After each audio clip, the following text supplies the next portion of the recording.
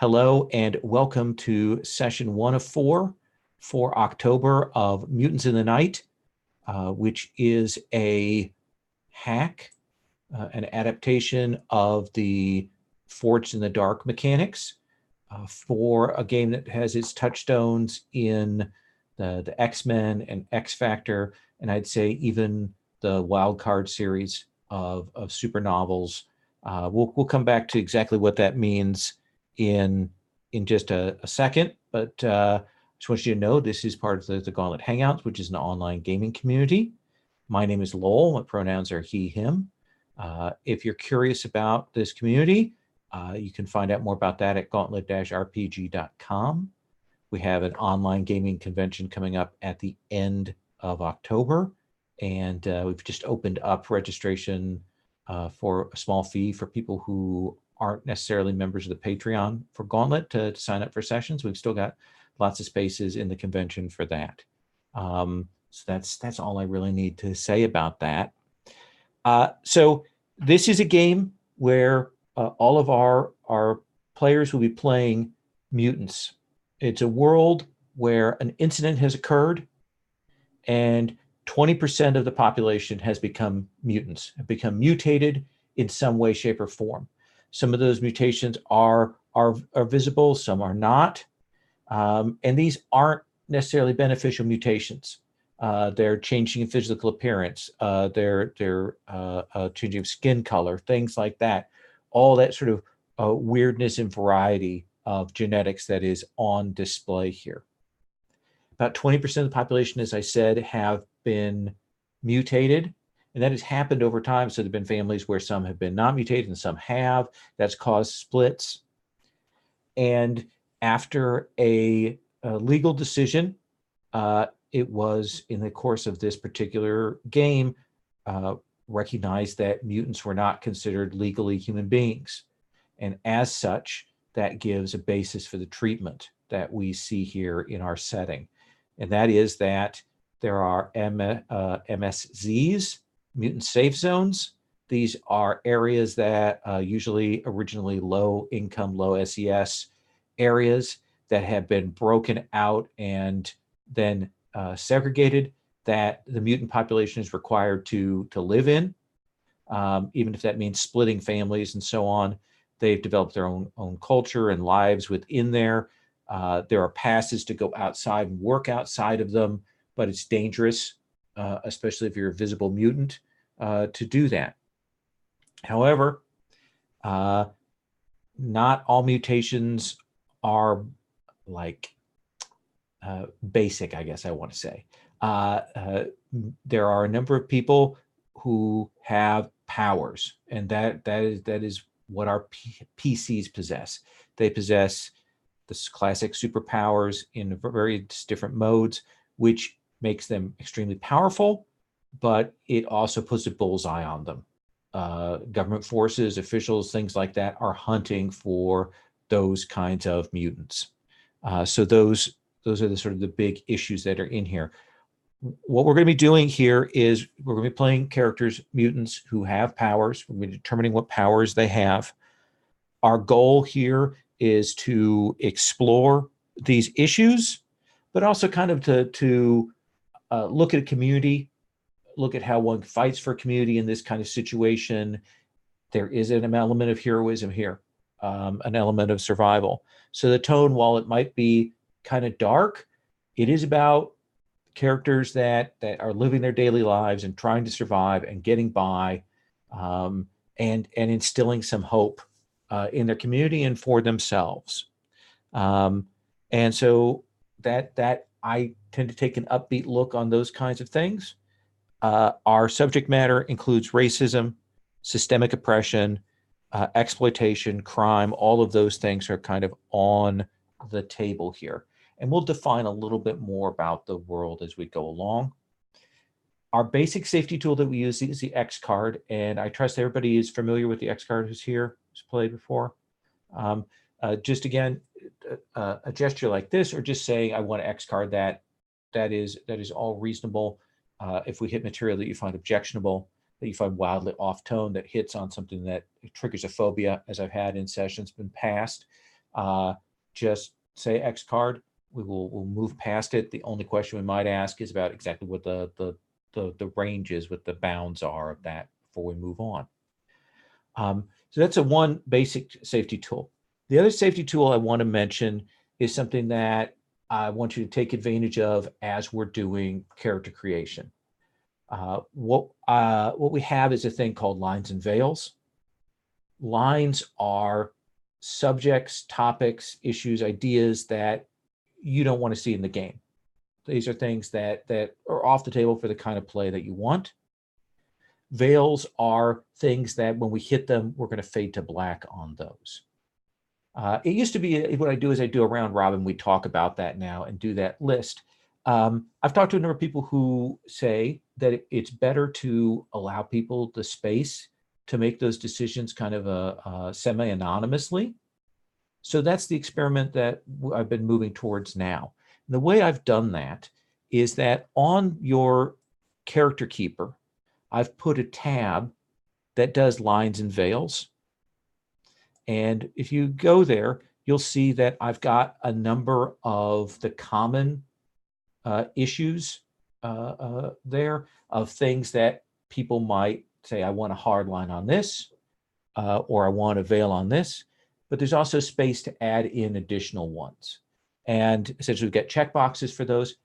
At your leisure, as we're doing character creation later on, at any point, you can mark or add on to those lines and veils. Like, for example, my constant one is torture is a thing that for me is off the table for the kinds of games that I play.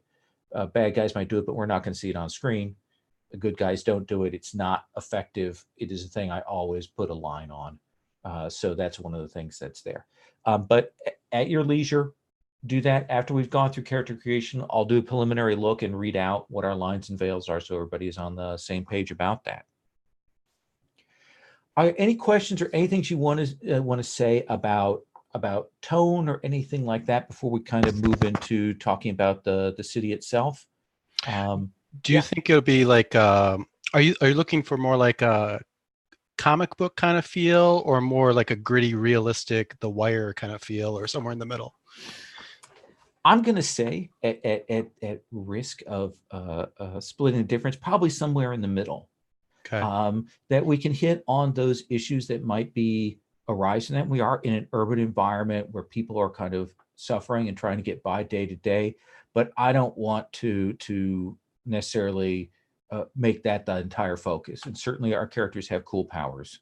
So we want to give them the range to play with those and maybe even solve some problems with them. Okay. Mr. Newton, since we have two Chris's here, anything you want to add on that? No. I think sounds like I've got the idea for the tone. It sounds like a sort of like the Gifted TV show that was on a year or so ago. That was the other touchstone that got canceled ignominiously, like after the second season. Yes. Julie, any questions or anything you want to say about tone? Nope, sounds good. Okay. And then Christopher, anything? Okay. I can't wait till you give me character names, so that way I'll call you by those forever. It'll be so much easier for me at that point. So the game has us start with talking about sort of what our city is like. We're in an urban environment, and so let's take a bit to do that. Jason, I'm going to start with you. Would you prefer a city that's well known, or maybe something more made up? What would be your sense of that? Do you want like a touchstone city, or do you want a more fantastical city? I'd say let's do a real city. Okay. I like that. That gives us some stuff to work with there. Mr. Newton, suggestions on what might be a couple of ideas for real cities we might choose from? Well, I think based on the way I'm reading the books, we'd want something where you can see like a big drastic spread of like the socioeconomic status rung. So I Okay. think it will be good to have, like, I think some of the best ones are a lot of the Midwestern cities. Okay. They tend to have they tend to just sort of run that gamut from just absolute terrible, terrible slum on one side of town, and then like super expensive stuff on the other. And I think that gives us a nice kind of spread as to what we're seeing as we travel through the city. So like Chicago, Indianapolis, Kansas City, something like that. Yeah, even Detroit. I mean, like any of that run, I think would be a really good touchstone. And I live about 20 miles from Detroit, and it's perfect because Okay. it's the inner city is surrounded by suburbs that range from blue collar all the way to Oakland County, which is one of the richest counties in the country. And then Canada's on the other side of the river, which could add another factor to our story. Okay. Does anyone have any objection to we set Detroit as our position here, fallback here? Then let me come to you, Julie. We have a section where we have the MSZ, the mutant safety zones, and we have sort of the standard zones. What do you think is going to be the relationship between the mutants and the humans there? Is it disgust? Is it exploitation? Is it hatred? What would you think would be the primary feel that we've got for that split? Mostly being discussed, like they're worried they're gonna get contaminated or something. So they just try to avoid them and keep them away.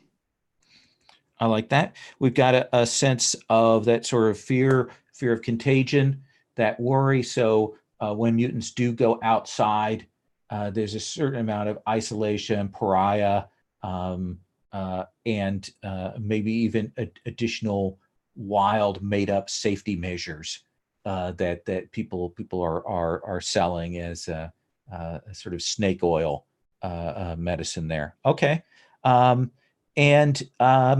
then let me ask you this, Christopher. Within that space, within these neighborhoods, we've got these sections that we're going to come back to in a bit because they're different communities set within the area of the MSZ. What kind of place is going to be your group's kind of hangout? What kind of space would you have to retreat into to keep yourselves secure? I'm thinking old abandoned warehouse or some other kind of larger building that's been abandoned. So what did the warehouse house before it was abandoned? Perhaps it was actually a factory or something that ran down before all of this even happened and was abandoned and never was picked up by gentrification or anything like that. There's some great photos, and this comes to mind here of, and I think this is from Baltimore, but I think we can apply this here, of factories that were involved with like coats and sewing and things like that, that you have these places where they have big racks of clothing that have kind of been left to rot, and the floor is covered with buttons and things like that. It's particularly spooky. So let's imagine something like that it was a factory that had sewing machines and clothing and lines and stuff like that. And we've got that sort of as the backdrop to where we're at. All right. So with that in mind, we have 5 power sheets on the table, 5 particular kinds of powers. Each of these have some choices, and they affect what you can do. I want to go through and see if people have made some choices on that. If we have some overlap, maybe we can negotiate about that. I think probably they should be unique. Jason, I see that you've got a picture here for your character. Do you know what playbook you wanted to lean into? I got it as the World Breaker. Okay. But I'm fine changing it if anybody wants that. Okay. So let's put a pin in that. We've got World Breaker as a choice. And then I see Christopher, we've got Theo Carras, and you're looking at the silence. Yes. Okay, which is the one about darkness and quiet and so on. And then Chris, you were asking about fire. So you've got the pyromaniac, is what you're looking towards. Julie, I see that you've got Chopper written on the sheet. Is that what you wanted to go with, or do you have a different one you wanted to have? No, I liked that. Okay. All right. So you were the one who can erase memories and so on. Well, what I want to do is let you all have a few minutes to go through the steps that you need to do. You're going to choose your power set, and you're going to get 2 abilities that are cost 1, and you'll find those on the drop down as the thing in the boxes, and 1 ability that is a cost 2 ability. So you can make those picks on the power set that should pop up on the drop downs, and then you will have some starting numbers for your different playbooks, and then you'll get 3 additional ones.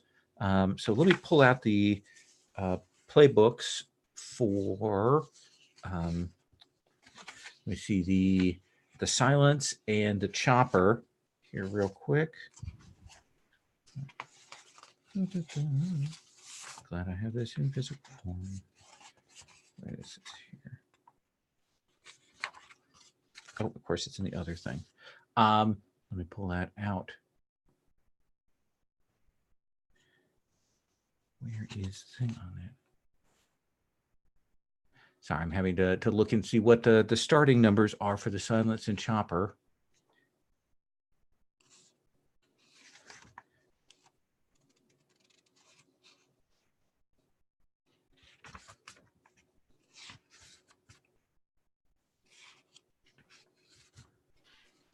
Looks like the chopper gets 1 in study and 2 in command. Okay. And what's the other silence? The silence? 1 in hunt, 2 in finesse. Okay.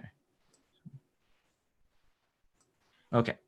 And then you'll get 3 additional dots to put in. No skill can be above 2 dots in the skill.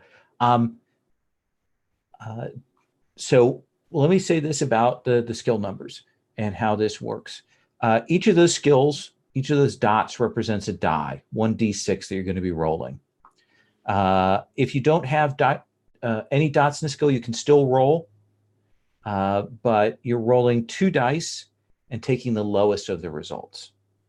Otherwise, we're rolling a die or multiple dice, and we're looking at the highest result of the d6s that you've got rolled. If you roll a 6, awesome. That's great. If you get a 6, you've done what you set out to do, no problem. If on that highest die it's a 4 or a 5, you do it, but either there's a reduced effect, or there's a complication or a cost, and a 3 or less on the highest die is a failure. So that's the kind of number range that you're looking for. You're going to have some tools to give yourself additional dice. So if you have a die in a skill, there are some other ways to give yourself additional dice as we go along. Does anyone have any questions about what those skills, those abilities actually mean?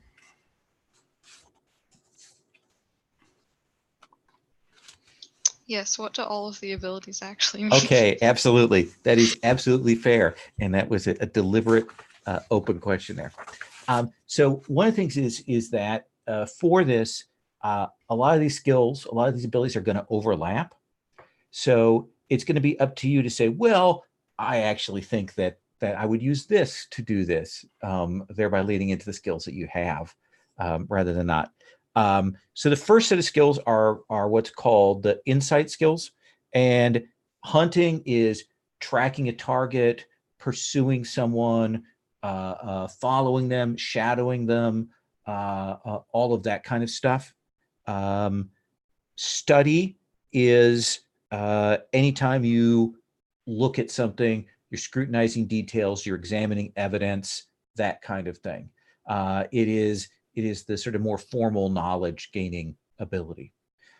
Survey is when you're on the scene and you're trying to assess what's going on. You're trying to case a joint, or you're in the middle of a firefight and you're trying to assess opportunities. That's what survey is for. And then tinker is fixing things, mechanics, anything like that. It's a pretty broad skill there. Our prowess skills are a little bit different. You'll see that someone misspelled finesse, which I didn't even notice until just now. There is an E at the end of finesse. But finesse is dexterity, misdirecting someone, kind of a careful management of skills. Prowl is sneaking, stealth, all of that kind of thing, getting around without being spotted. Skirmish is close combat. Whenever you're fighting close in, melee, that kind of thing. Wreck is destructive force, which can include like shooting from a distance, firing in a firefight, that kind of thing if you have a gun. As an example of the way that skills could work differently, like if somebody was up sniping from a rooftop, I could see them making an argument for using wreck or using hunt to do that. So there's an example of where you might make those choices. The last group of skills are the sort of more socially oriented one. Command is intimidation, giving orders, all of that kind of thing. Consort is socializing with people, is going out and networking with your friends to get information, hitting the streets to talk to people. Whereas the sort of complement to that is sway, where you're one-on-one trying to persuade, seduce, push somebody to do something. And then focus is if at some point we need you to make a skill roll for using your powers, making a check for that, and on using them really well, we would turn to focus for that. I added the little sentence-long blurbs in the manual into the chat. Excellent, thank you. They will get eaten by the chat eventually, but for the moment, they are a good reference. So yeah, you'll start with those three. You'll get to put three more choices in there.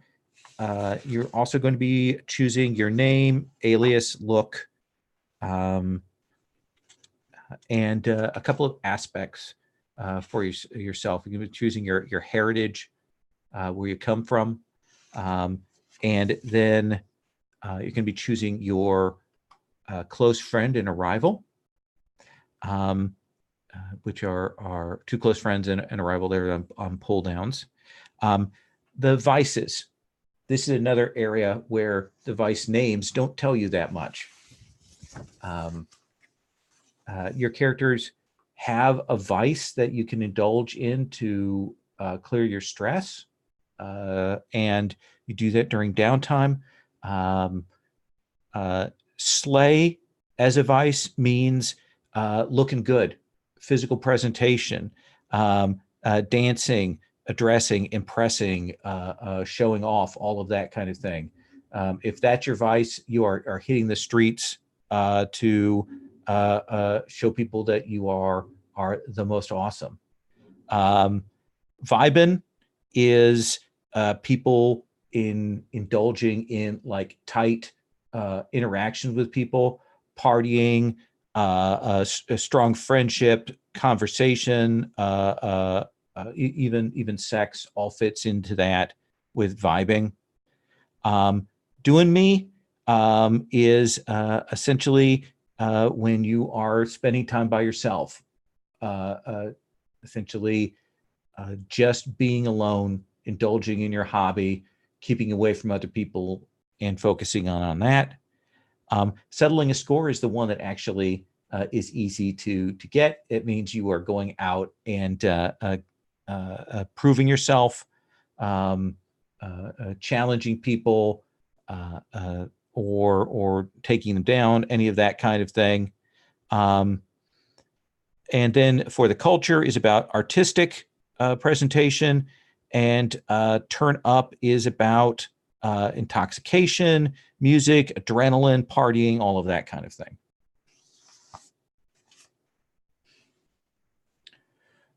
So let me give you all a couple more minutes to make those selections, and then I'm going to have everyone introduce their characters. I'm going to ask some questions about those, and once we do those introductions, we'll maybe talk a little bit about how the four of you have come together as crew, and you know how long you've been here and working together.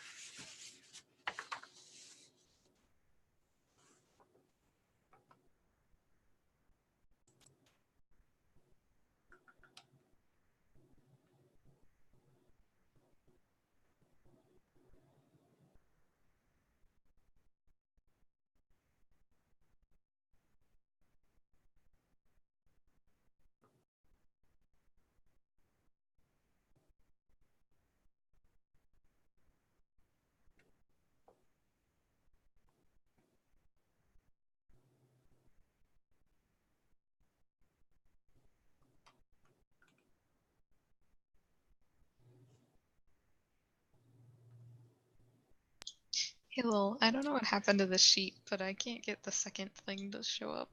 Like my second power thing. Oh, let me figure this out here. So that's that. Let me think here. Yeah, you're right. It's not reading it, is it? Let's see. And it is. So it should be reading off a Q39. Last playbooks S11. Let me look at the data thing.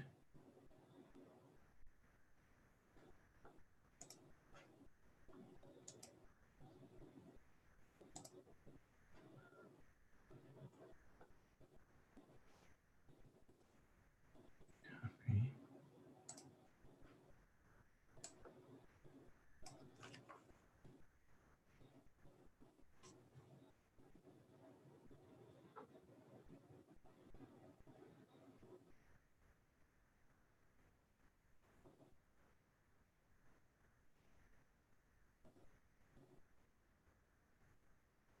Okay, and then I almost got that.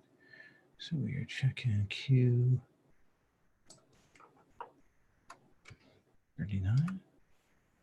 There you go. I think I fixed it. Thanks.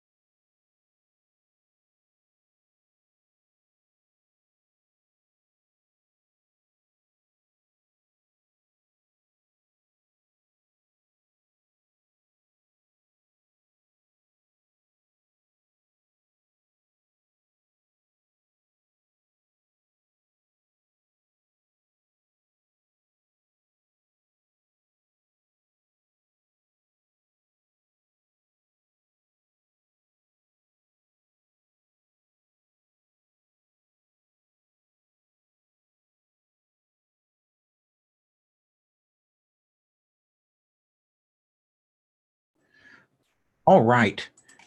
Jason, I'm going to start with you and have you tell us about your character, what they're like, what we know about them, and I'm going to ask you some questions about them as well. So I'm going to have you start. Alrighty. My character, first of all, I'm Jason. I go by he, him, and my character is their name is Poppy, and their what do they call it? Their code name or whatnot is Slime, and Slime is a slime that can take various forms. It uses the World Breaker playbook, and I'm imagining sort of like the Teen Titans cartoon character Starfire, so kind of cheerful but kind of naive and new to the world. How old is Poppy? I think Poppy is. I think they're about. It's been what, 10 years or so since the mutant thing. Mm-hmm. So I think they were very, very young then. So I think mid-teens maybe. Okay. Mid-teens. So the experience of being like this is dominated for them. This is most of their life they've been this way. As a slime, what is the physical manifestation of that? What do we see? How do you move? What does that feel like? What do we know? I think it's like one of the old 1950s slime movies. He just kind of moves around. I think he has the ability, or they have the ability to take a kind of humanoid appearance, which you can kind of see in the picture. It doesn't fool anybody, but it's like they try to pretend to be a normal person. So I think it's pretty malleable. It can take a lot of different forms, and generally just sort of this disjointed walking, sliming motion is probably the default. And what are the powers that you picked? They have strongest there is, which means that you can call on your massive strength and you get to choose what level of harm you cause in a skirmish. Bringing down the house, which you use your terrifying strength to against the environment. Steel, brick, concrete, and stone all bend to your might. And Juggernaut, when taking harm, you can choose to toughen your body in order to avoid the damage completely. And I'm imagining that's probably just the substance of the slime is almost impossible to destroy. Awesome. And the 1, 1, and 2, that represents when you use that power, how much of your flare clock, which you have a 6-dot flare clock, you have. When you use that up, you're tapped out for a while. Tell us about, you described them being pretty cheerful and a little naive. What's their vice? What was it that they indulge in to get themselves back? It is for the culture. And briefly, what I'm imagining is that Poppy is always, it's just being non-humanoid, being very strange even to other mutants, and has sort of kept to the background in the community, and sort of on their own they use their powers to shape the slum into beautiful things, to make statues, to clean things up, to just all kinds of projects they do on their own using their powers. And that's what they like to do on their downtime. Okay. I like that. And tell us about your 2 close friends. So that's Malik, a social activist, and Marcus, a construction worker. I think Malik is a good-hearted person that recognizes that Poppy tends to be a bit of a pariah and is trying to integrate them into the community. And Marcus is a construction worker with a company that's recognized Poppy's building abilities, and maybe they try to work together to beautify and build things. And then my rival is Victoria, a bookie. And I think that's someone, a shady character that maybe wants to take care or take advantage of Poppy's naivete and use them in, I don't know, like a fighting ring or, for crime of some sort. We've certainly got, within the areas, extreme sports, there's a kind of mutant league football that goes on and those other kinds of things that are happening there. And I'm certain that there's underground competitions that Victoria would imagine that you would be perfectly suited for. All right. What I want you to do, I'm going to move on to another character and then may come ask about a relationship. We might kind of establish relationship connection.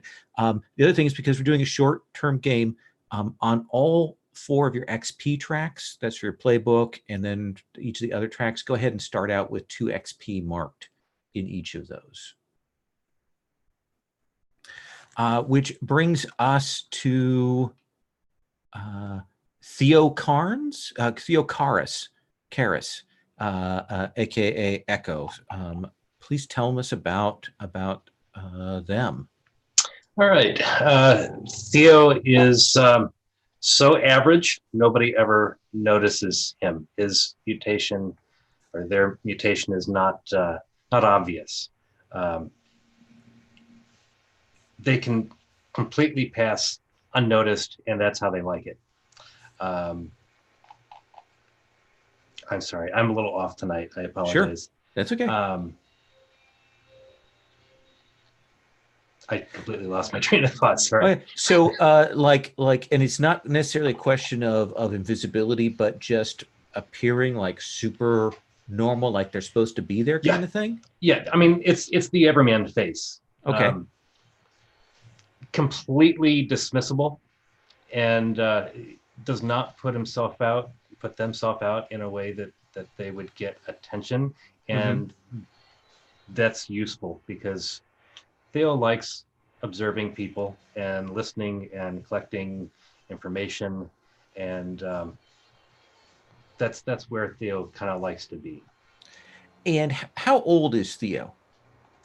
I'd say mid-20s. Okay, so mid-20s means that they would have been in their teens when all this went down. Yeah. So they did have a life before that. How do they feel about that contrast of the past life to where they're at now? I think it was a huge change, a huge shift for them. I don't think Theo was quite so anonymous before this happened. There's also a little bit of guilt because they can pass in normal society, and they're determined to use what skills they have from the mutations to be able to work for his people. Siblings, family, because my curiosity here is going to be if some of your family didn't turn mutant, and then we get someone who's eminently forgettable, what is it like? None of the rest of the family were mutants, so this is reinforcing kind of a sense of being ostracized from home, from where he came from. It changed everything for Theo. Echo. And did they then have to really immediately begin to survive on their own? Yeah, pretty much shut down. It took time to come to grips with the changes, and I mean, being a teenager when all this happened and completely losing all forms of family support, it was the close friend Faye, the fortune teller, which, saw him on the street one day and offered him tea and invited Theo in to have tea, and became a friend and started kind of being a bit of a mother figure. So Faye, unusual in that they're a mutant. They can see you at least in some form, right? Mm-hmm. Okay. Tell us about the other two, the other close friend and then the rival. Vaughn is going to be about the same age. They came up together after the mutations happened, whereas Theo can pass in society. Vaughn doesn't even care. Vaughn is just looking for how he can survive and will take anything he can. He's just a street grinder, and that's how he gets by. That makes sense. And your rival? The rival is Tuesday, an information trader. Theo is into collecting information themselves and doing with that what they can. And there's also the thing that Theo's got kind of altruistic reasons also play because of the guilt that they've got. So Tuesday is selling that information, and Theo feels like that is, petty and not the way to go about things. Perfect. And tell us about your powers that you chose. Okay, so reticent. You use your power to become inaudible. Every sound within a few feet of you is nullified. Reinforces that invisibility. Mm-hmm. Rupture. Briefly, you can replace the hearing of a small group with a sharp ringing. The affected targets experience a moment of vertigo, confusion, and intense pain. Something that can be done without bringing attention to Theo himself. Okay. Acoustic sight. You can take +2 stress to trace the waves of sound through a building or structure near you, mapping out the area. So Theo is all about always knowing what's going on and where they're headed. Awesome. I like that. That gives me a good sense to work with. And you can also mark 2 XP for your playbook XP and then the XP for each of the insight, prowess, and resolve. Okay. All right. Next we have Carrie Dean. Chris, please tell us about Carrie Dean. Okay. Carrie Dean is the pyromantic playbook. She goes by he, her. I'm Chris Newton. I go by he, him. And did you say she, her? She, her. Yes. Okay. All right. In both her Carrie Dean identity and her Wicker identity. Okay. She has an unusual appearance. Her skin is relatively human, not noticeably different, but her hair and around her lower arms and hands, she has these sort of bird-like claw hands. But the skin is still human. It's not scaly or like bird talons, but the shape of them is like claw-like. And her hair is not hair anymore. It's feathers. It's very fine feathers, and it's noticeable as soon as you get close enough to, if you're close enough to recognize her face, you're close enough to see that stuff on her head is all really fine feathers. And she is around 31, 32 years old. Okay. So she was in her 20s when all this went down. Yeah, and what I'm thinking happened to her was she comes from a privileged background. She had just graduated from college when the event occurred, and it basically ruined every prospect she had. She had finished college. She had an engineering degree, and that's where her tinker talent comes from. And everything just fell apart, and she basically collapsed into herself, because that's how she recuperates. And she ended up moving into an MSZ after the decision came down, and she basically, that's how she met her 2 close friends right about that same time.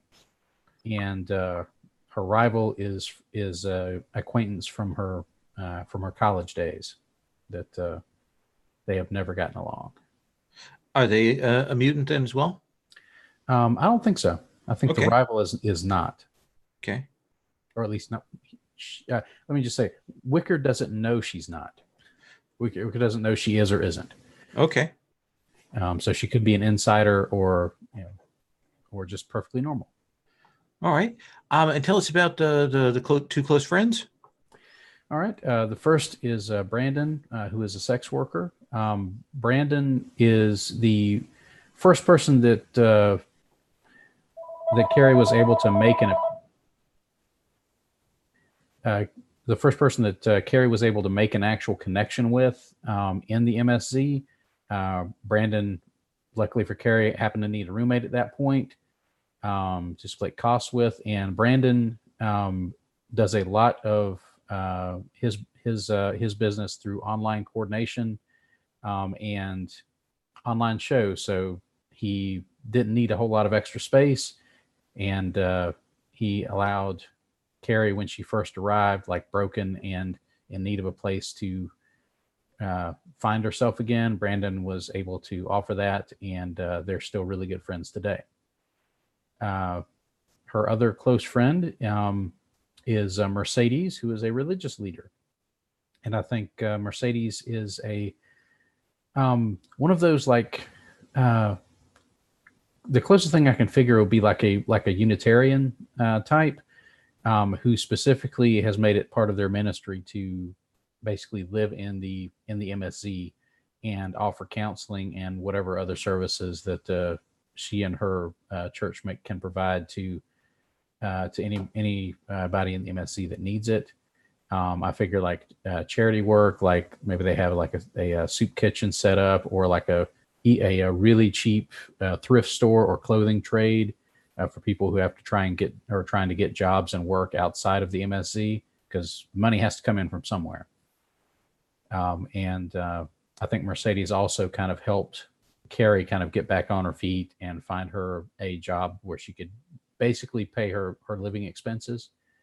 And they're still friends on that respect.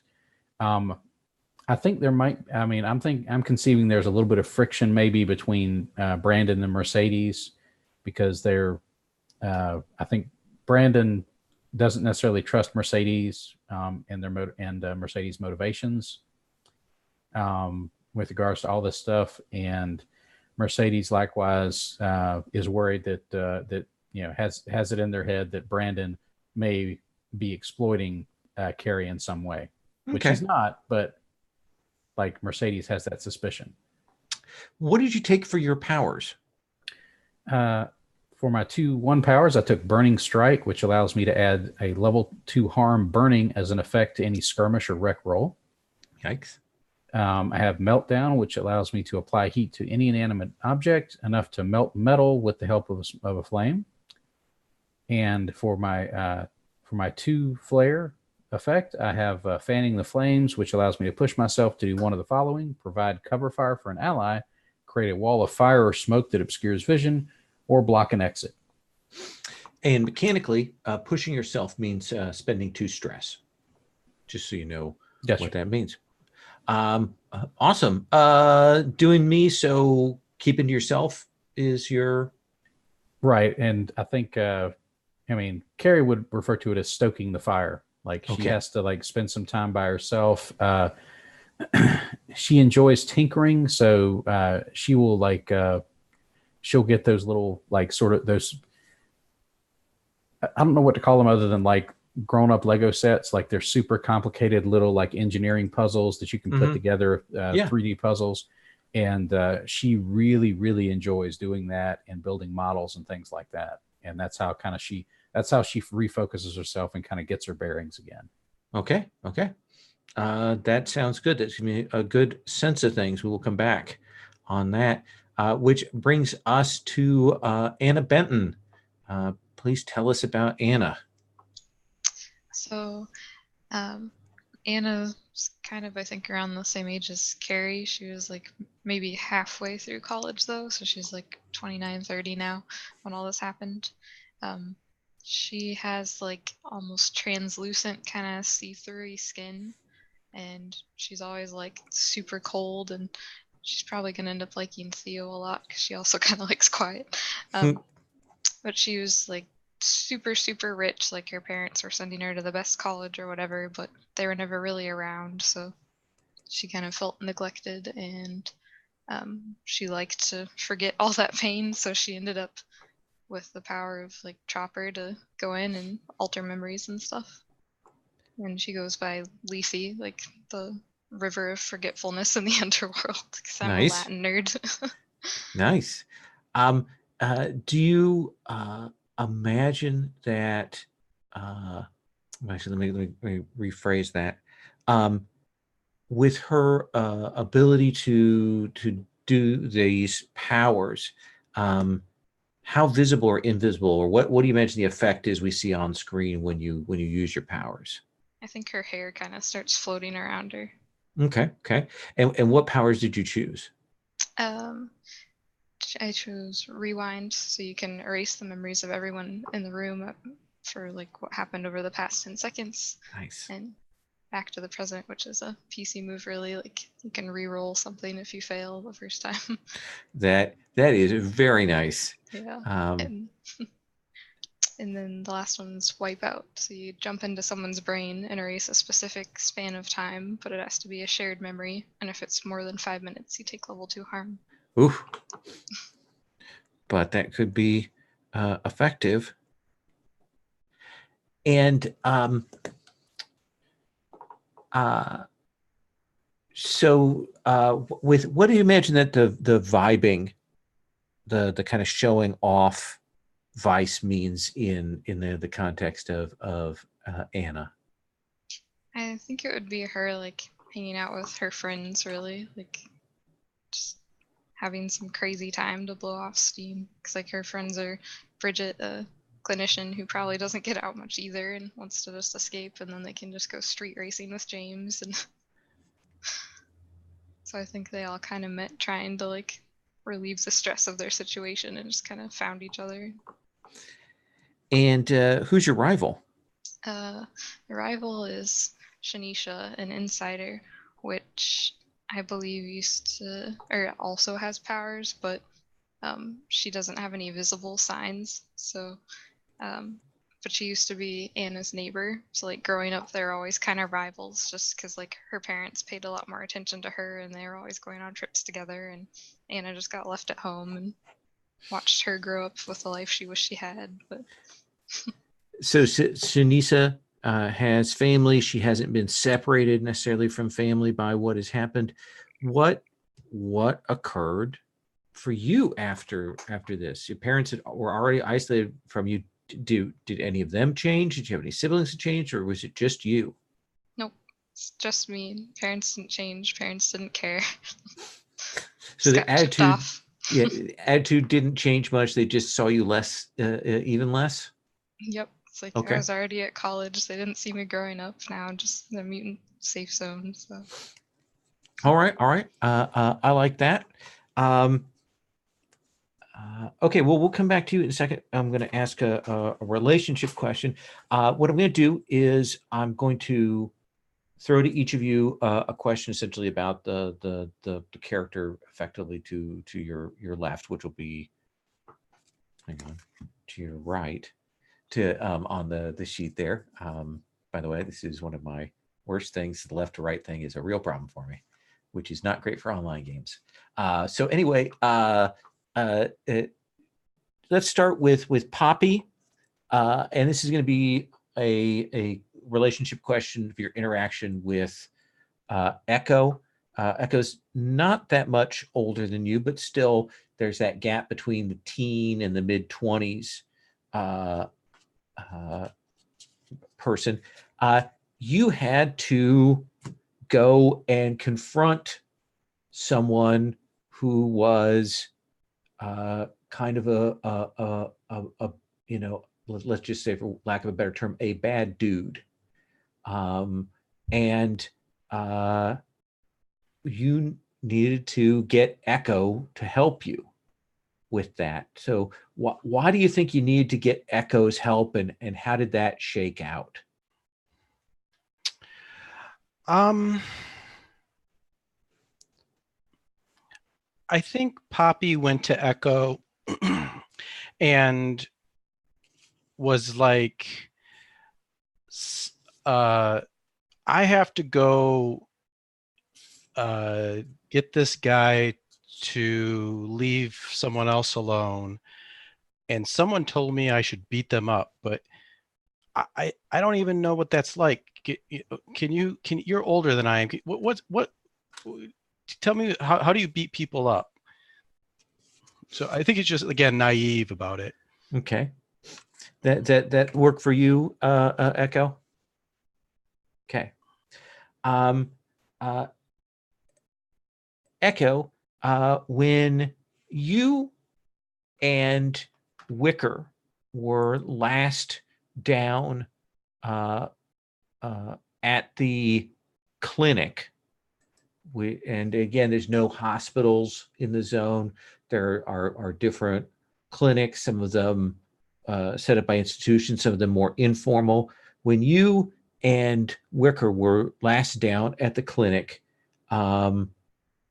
you two got into a hot situation, and things went south, but one of you saved the other. Who saved who? Was it you saving them, or did they save you? And how did that happen?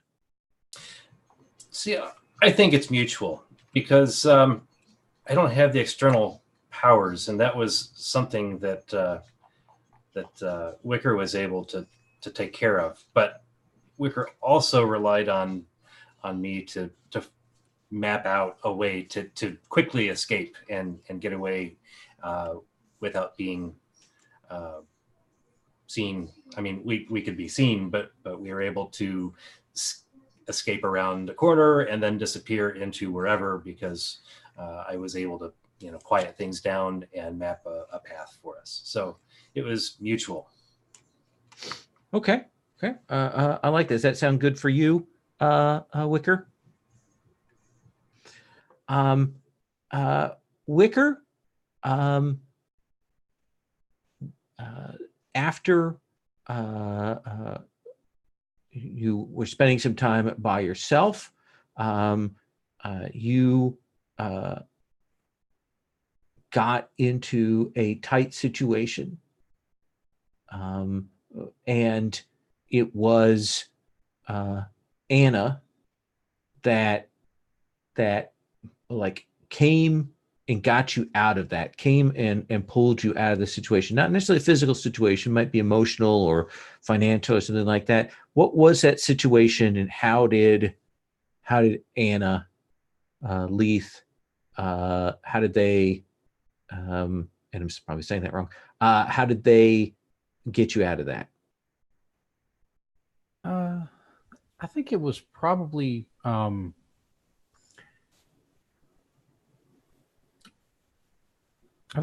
something along the lines of basically Carrie got herself into a situation where she was arguing with some local thugs who were doing a shakedown, like a protection racket kind of thing. And she stood up and mouthed off, probably a lot more than she should have, because she's dangerous. But like once you get up close and personal, like she's vulnerable. She's not tough like Slime, or she certainly can't fade to quickly fade into the background like Echo can. Okay. And I think the situation would have gotten very difficult for her very quickly because she was outnumbered, and you can knock her lighter out of her hand, like it's everybody kind of knows how that works. So I think that Lethe was able to use her abilities to sort of defuse the situation with a little bit of talking and a little bit of powers, and a little bit of talking, a little bit of powers, and sort of broke it off before it became a full physical confrontation that would have caused a lot more damage to both the business that Wicker was trying to protect, and probably have gotten Wicker's head kicked in by the collection of thugs that were there. Okay. I like that. Does that work for you, Anna? Okay. Yep. Before I ask Anna her question, I need to come back and Poppy, you're a teenager. This is my question for you. Are you your standard typical teenager? Are you a hormonal teenager? Are you an asexual teenager? How are you picturing that? Probably asexual. Okay. I don't think Poppy might even work that way in terms of sexual attraction. Okay. All right. Okay. No, I think that's fair. There's a question. Leith, when there was a riot that broke out recently, essentially, there's probably a certain amount of rationing that goes on and distribution of food supplies, and something went wrong with that, and things got out of hand. And you were with the rest of the crew there for that. When that happened, Poppy did something like that you weren't expecting. What was it that they did? Either a choice that they made or a display of power that they did that kind of surprised you? I think Poppy kind of like saw another gathering group of people maybe starting to pass by and just went and like pushed them all over or something just to try to like break it up. But that was super scary, like all these crazy other people like bringing attention to themselves. Like, so really broke things up but in a pretty displaying way. What was your reaction to that? Were you pleased that they had done that, or were you a little scared that they'd done that? I think just mostly worried that they didn't consult the rest of us or warn us or anything. Just like, Poppy, what are you doing? Where are you going? Come back here. Does that work for you, Poppy? Okay. All right. Let's take a break. When we come back, we're going to talk about your area that you're at and maybe get a sense of what your group does. We'll kind of set you up with an initial quick mission and kind of play through that. So let's take about like 8 minutes. That'll take us to 20 after, and then we'll get rolling. All right.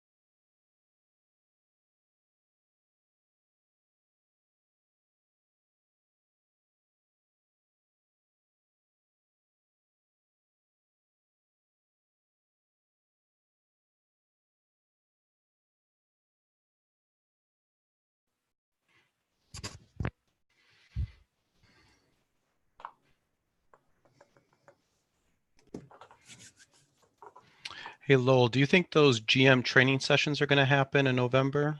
Absolutely. Yeah. We've got at least 3 or 4 people, including myself, who are set to do that. We're going to start getting people. We've got a little channel that we're working on that. We'll do one session where everybody sits down and we just do a wrap session and talk about tech and all that. And then each GM will do one session. So yeah, it would definitely going to happen. Some of them are probably going to be like straight November. Some of them are probably going to overlap a little bit. And December, we're trying to get all different kinds of time zones going. So yeah, definitely. And will that be posted on Hangouts, same as another event? Yeah, what we'll do is Michael will get everything set and get people arranged on that and coordinated. So it won't be like the sign up for event thing. We'll tell you and we'll get those times worked out. So okay, there's no first come first serve. We'll get people to into one of those sessions. Okay, sounds good. I'm very excited about that because everyone who's gone through them has loved them. And Michael's dynamite at that. So let's zoom in. The premise of the game is about doing jobs, and there are different jobs that come from the different organizations in the community here.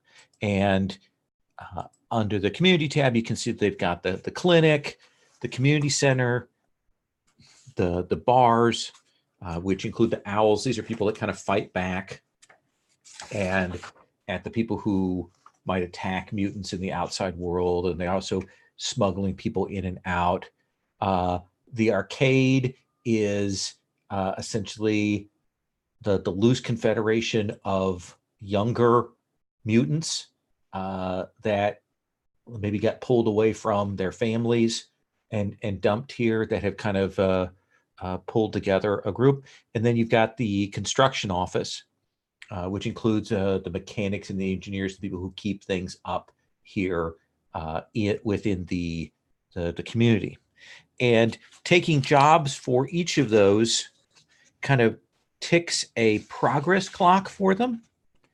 And when you complete the progress clock, which in this case is a 2-segment clock, then you get some benefits for that. For example, let me find that page there. When you have completed the progress clock on the clinic, for a while, your recovery costs are reduced, like the cash that you have to pay out for jobs.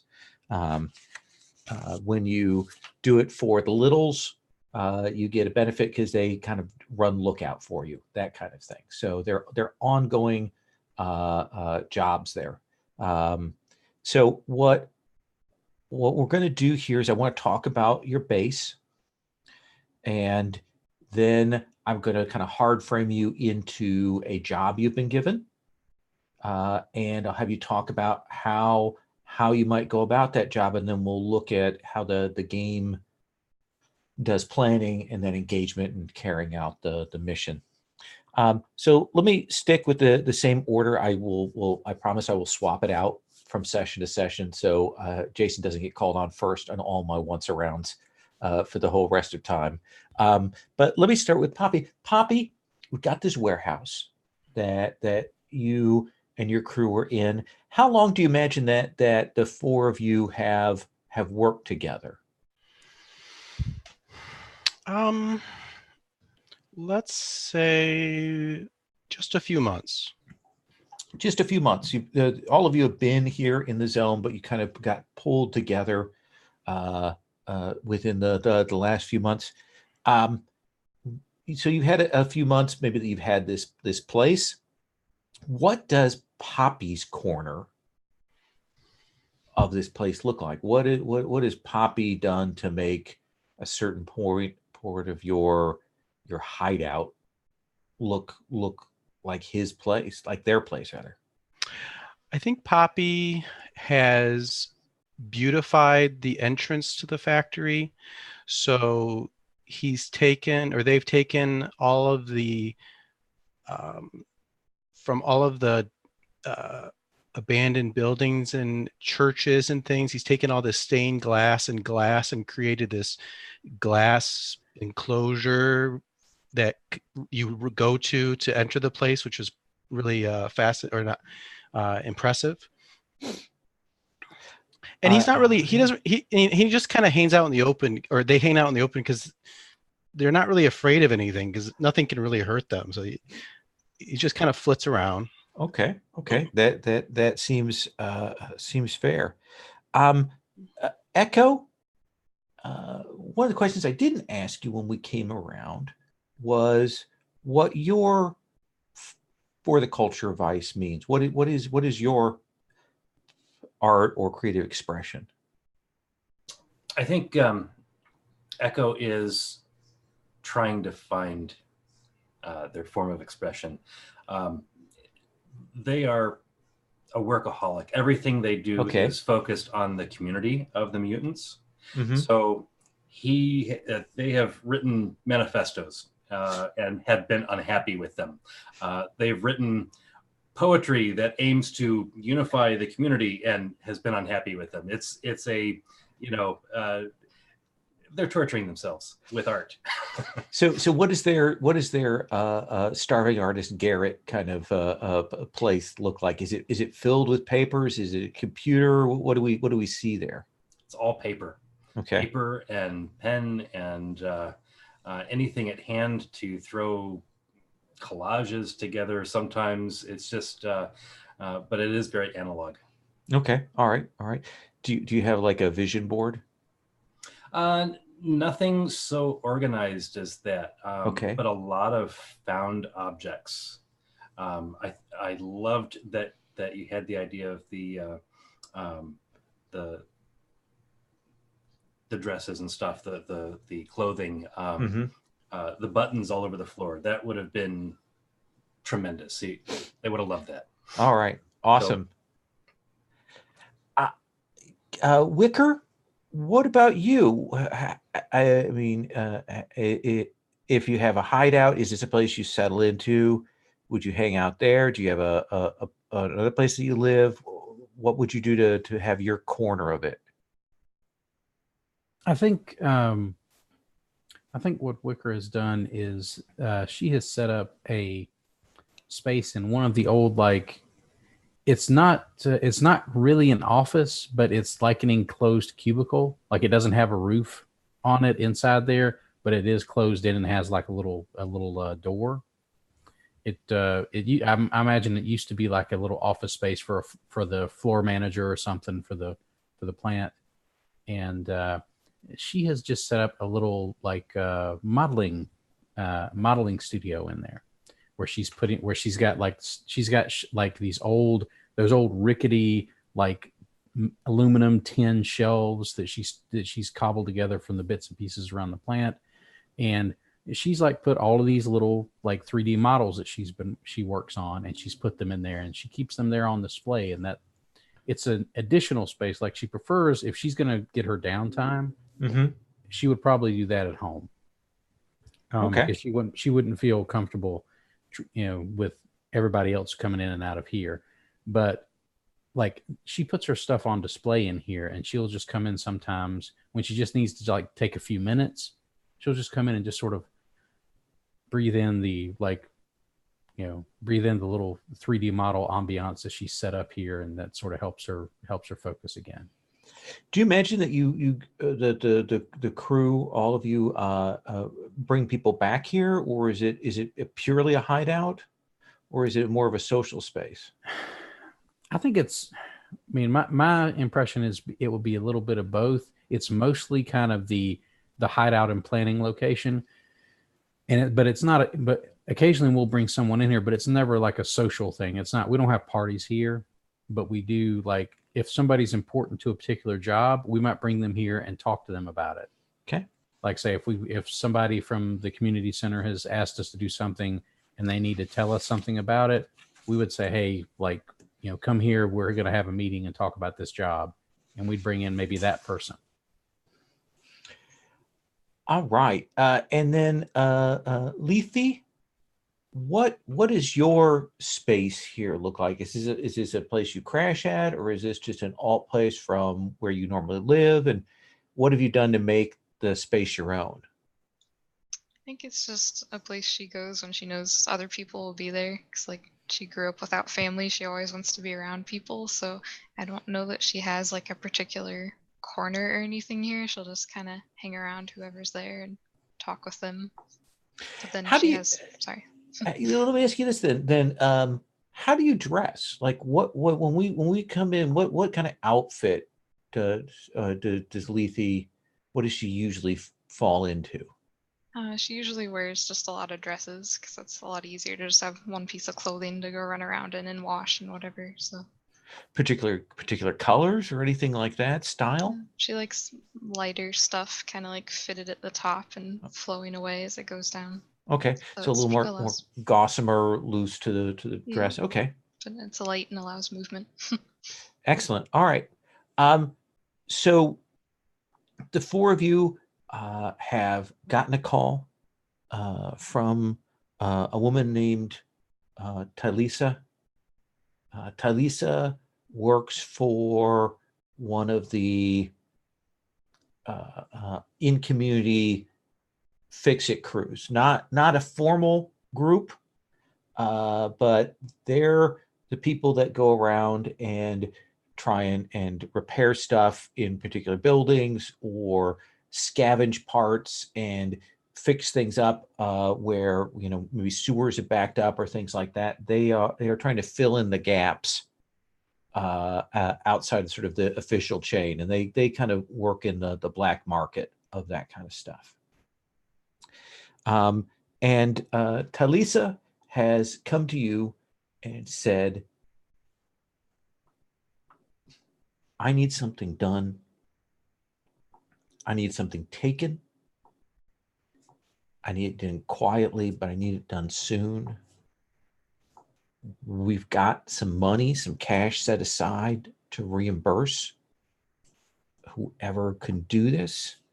And some people I talked to on the streets said that the four of you might be knowledgeable enough, might be skilled enough to do what I need you to do. And where potential clients, let's call them that, what kind of space do you think you have here for meeting with them, Echo? What have you got set up? I think it's very casual. It's very lived in. I don't think we're doing boardrooms, anything like that. Okay. So it's the couch you found. Yeah. Somebody had down the street that he threw out. That you hauled back here, that kind of thing. Yeah, completely without pretension. Okay. And of course, Tylisa is looking at the other three, not paying any attention to where you're at, Echo, and she says, "Now, are you potentially interested in this job before I describe it any further, or should I just walk away now?" Sure, sounds great. What do you want us to do? So, I'd love to help. Oh, good. So, one of the clinics that works and is helping people with certain substance abuse issues. It's the kind of place that doesn't get a lot of funding, doesn't get a lot of help, and they really work on the margins of things. But some people supply them with things to help them come, to treat those issues and help people come off of things and stuff. Anyway, that clinic had a major breakdown in its refrigeration unit. And it was kind of a nice freezer refrigeration unit. They were able to use it for that and for AC for the building, things like that.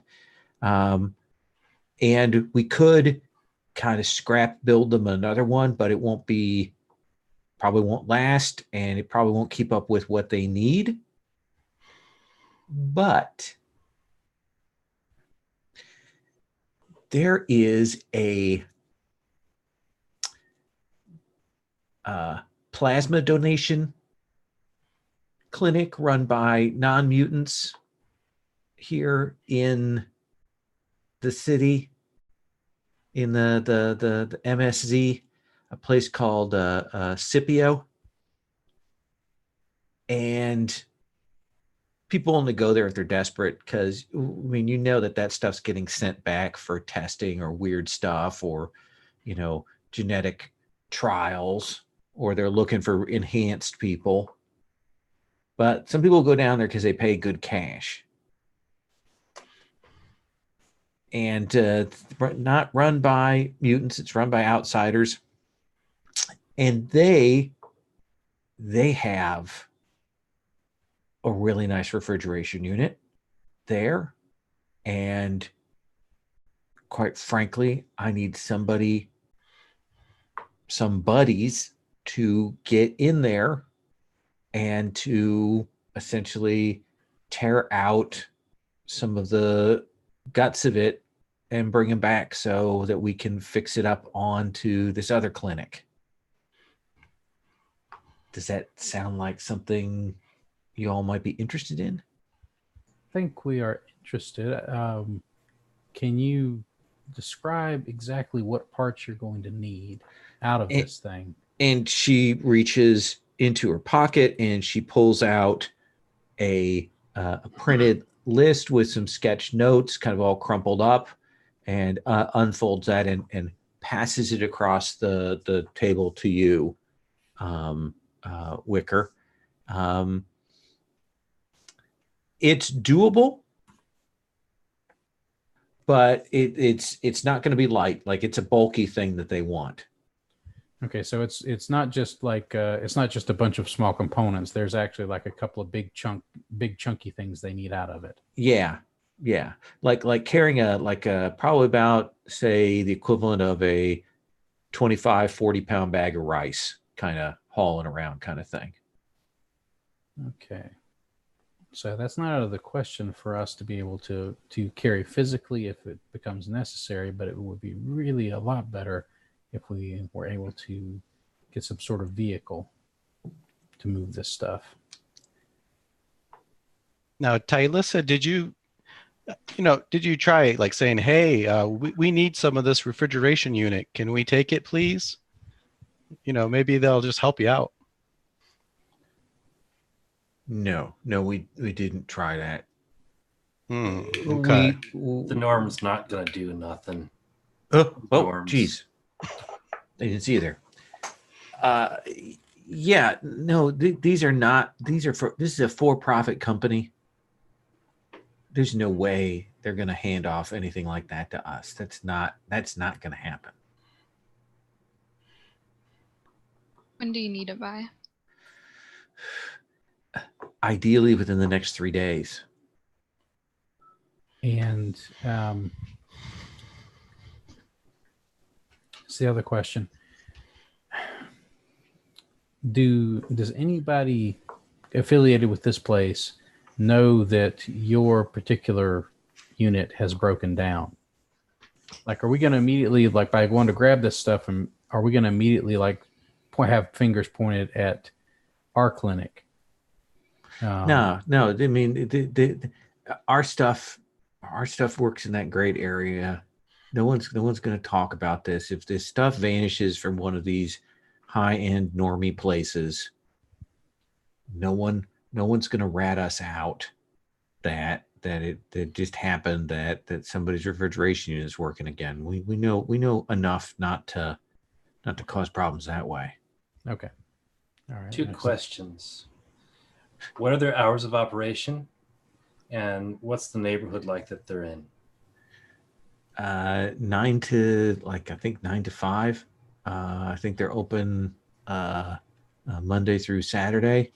I think they do upkeep there on the Sundays, is my impression. And it's closer to the wall. So they're maybe a little more, observed around there. But I mean, it's your usual seedy area. It's not residential. And how many people work there? I don't know. Do they have any sort of private security that they maintain? That's my guess. They deal in money. Okay. And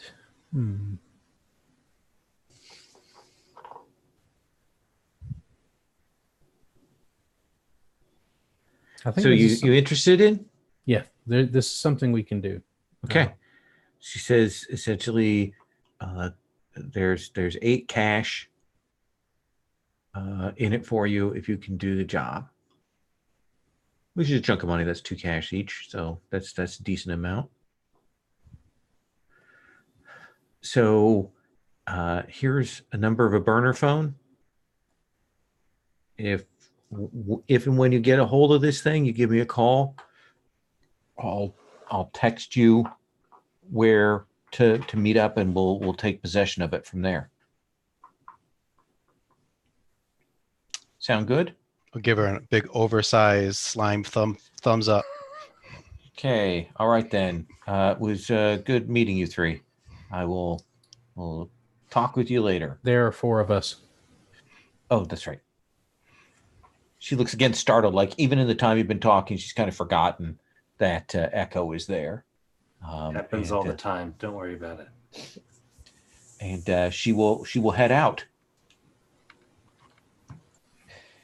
And so the way this works with missions is typically the way I usually handle them is I kind of go around, and usually people will have, if they want to go gather information or they want to set something up very basic, you can do that in kind of a once around.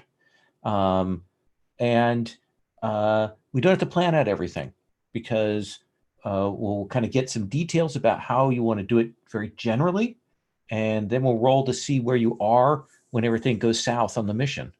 And that's how that's going to work for this game. So is there anything Poppy would do to prep? We'll go and talk to people, figure something out. What would Poppy's way of helping get set for this be? I think you mentioned it's near the wall, so maybe I would go there. And is it like right next to the wall? Like we could go from the wall to the building maybe and infiltrate through the roof? Just check that out. Yeah, I think if you head over there, kind of walk the neighborhood, it's up against one of the secondary walls. There's a wall. There's probably a big gap in the secondary wall, almost like the sort of Berlin Wall, no man's land between the 2 areas there. Probably what's between there is one of the old sort of Detroit motorway canyons when you drive through. Yep, and totally. it's like driving in a weird concrete canyon. You're like, where am I? But it's like one of those. Yeah. Yeah. But yeah, there's the secondary wall. It's up against one of those. So definitely you could get up onto the wall and then come over onto it. That seems like a reasonable thing. Anything else you want to check out with that? No. Okay. Yeah. So you can get that info, get a sense of what's going to be required for climbing, all of that kind of thing. Echo, what about you? I think it sounds like I need to go give some plasma. Okay. So you will go in. You'll go up. They've got a few people outside. You can definitely see that people don't like to give to essentially non-local clinics, but these guys pay more. And so there's that caught between, the desire not to support outside groups, but also just that little edge of money. So there are people who are hanging around outside. You'll go in. It's air conditioned. It's clean. It's spotless there. And when you come in, there are people, standing there with clipboards waiting for intakes, that don't kind of notice you as you come in. What do you do? I'm going to look for the bathroom. Okay. And try to scope things out, see if I can locate where the stuff is that we need to take, so that I get kind of a lay of the land. Sure. Let's do this with a prowl. I think this will represent your ability to move around. So this is our first roll. So let me tell you how this is going to work, so everybody knows. Have you played any of the Forged in the Dark or Blades in the Dark games before? I haven't. Okay. So you've got 2 dice in prowl right now. You've got 2 dots, which means you're rolling 2d6 on the roller for that. And then you're going to take the highest of those. Okay. Now, the highest is a 4. Okay. Well, here before you roll, and here's the thing: you have some options. Okay. If you would like more dice, one of the things that you can do is you can push yourself.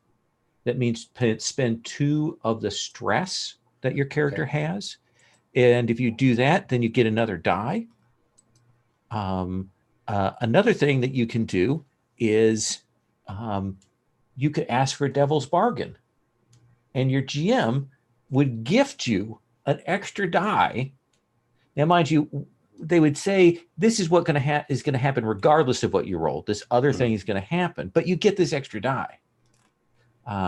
So, do you think you want to go with those 2 dice? Stick with that.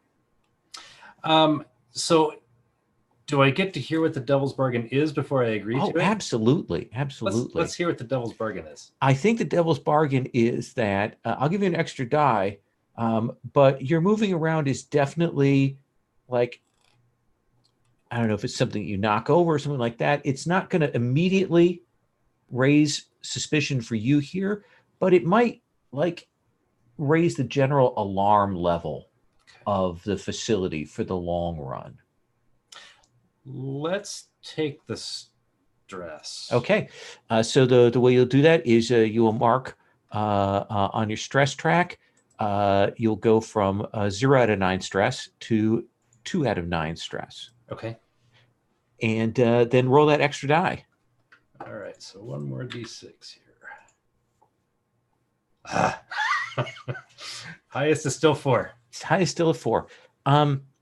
So I think the consequence here is going to be you're going to get a little bit of information, but it's kind of a reduced effect. Like you're not going to get as much as you want. Okay. You can move around, get back there. They've definitely got some more like electronic security and locks and things like that to the back half. And you can probably get a good sense of the front half of the building, like the more public area and the places where they draw the blood and things like that. But then there's clearly the lock doors and things. And so you know where the back half of this place is, but you don't know where it is within that. Let's use 2 of my flare for the acoustic site. Oh, no, that's more stress. It is. Is it both flare and stress? Is that how that works? So it'll mark 2 flare, and it will take 2 stress. Okay, so let's go ahead and do that and map the place out. Yeah.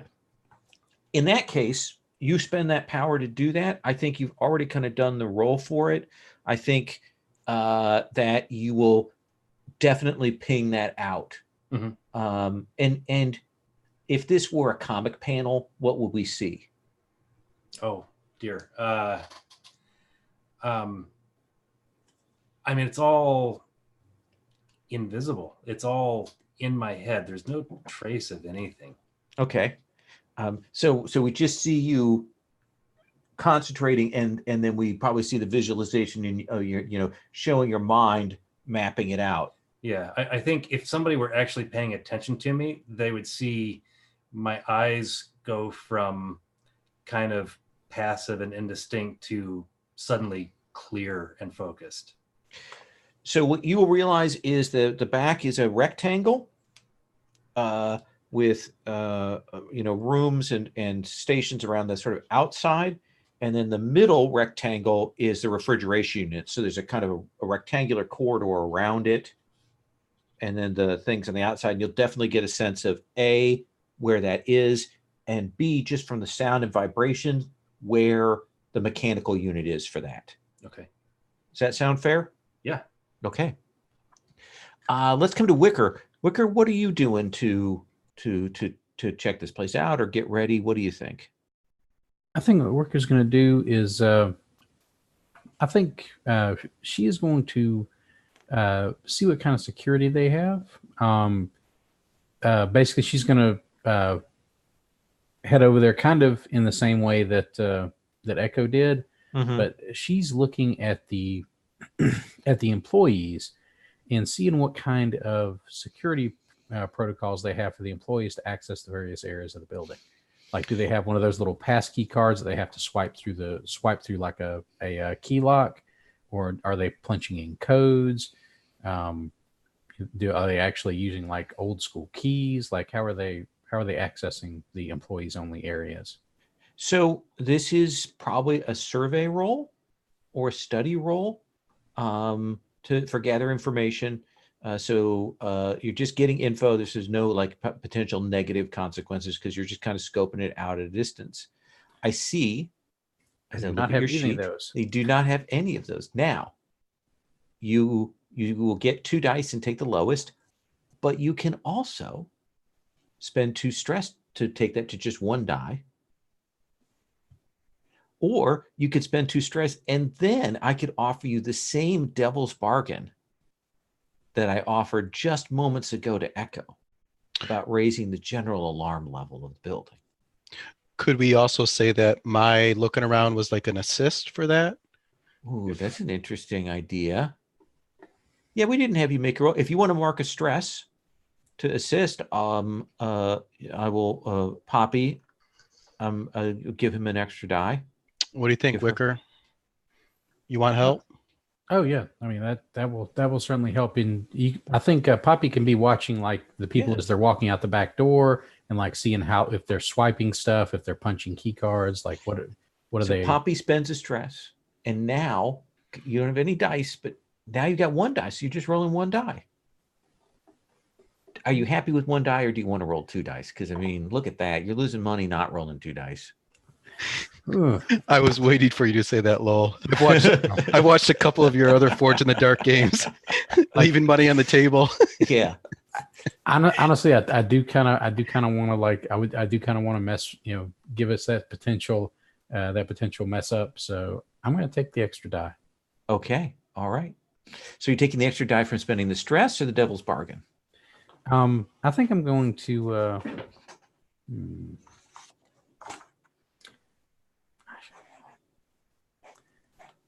I think at this stage I will. Yes. I will take I'll take the devil's bargain. I want to save that stress for later. Oh, absolutely. I've got a little clock here. I'm marking in a segment for the alert level of the building. Go ahead and roll 2 dice and take the highest. Okay.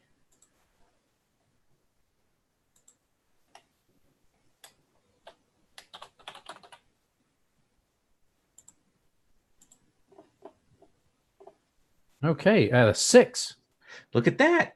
So you get the sense that there are a couple of people who are on-site security. Pretty much, they have 2 people on site like 24/7. And then when they do the transport of the blood and the cash, that there are at least 3 other security, there at that point, with the vehicle and so on. So at most 5, but that's in a very small period of time. Otherwise, it's 2 people. And they're definitely using pass cards to open up the locks, that kind of thing. It does mean that the other vulnerable spot besides the roof is there is a loading door out the side that connects to the back, or to the back part of this. Does that seem like fair info? I think so. Could I spend a stress to get a look at the brand of key card they're using? Oh, I think that seems fair within that. Yeah, that you can see they've got your standard security D-Tex card with an RFID in it. It's one of those heavy plastic things that's probably tucked in behind their standard ID, that kind of thing.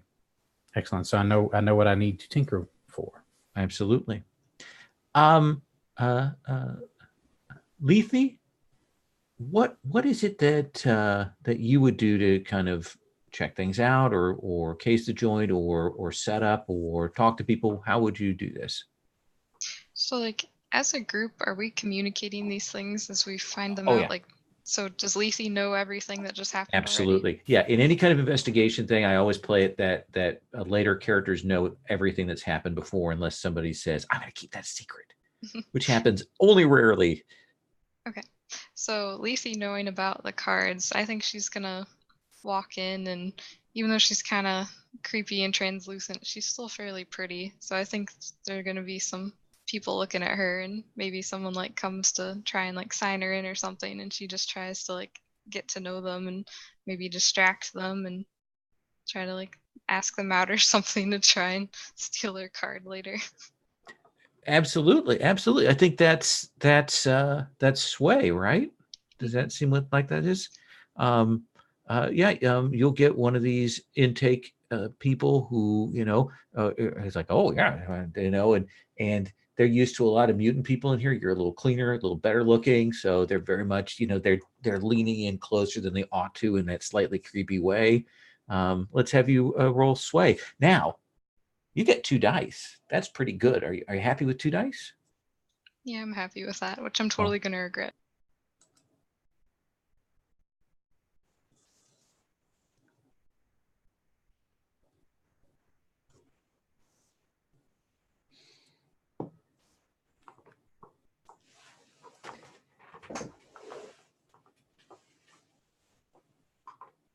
So what do you got? Got a 4. So I think that you will definitely be able to like make arrangements with this person. Like maybe he'll meet you, to like, at a bar nearby to talk a little bit later. But you will notice that there is a camera here that definitely, gets a good shot of you. Now, so that's a consequence of the action. You can resist that. You can say, no, lol, I don't want that to happen. And you can resist a consequence. And let me tell you how that works. If you take damage or something goes wrong or a consequence like this, you can resist it. And what it is it potentially costs you stress. You would roll. In this case, that would be your resolve. And how we figure out your resolve is we look at the first 3 dots or the first 4 dots on your skill things, and you have 3 of them. So you'll be rolling 3 dice. We would take the highest of those. We would subtract that from 6, and that's how much stress you would take. So potentially you could take no stress. Or you could take a couple, but with 3 dice, you're in pretty good shape to resist that consequence, quite honestly. Okay, I'd like to resist that. Okay, then roll 3d6.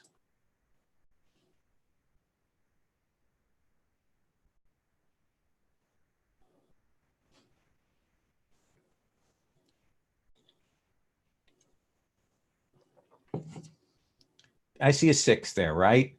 Yeah. So what is it that you do?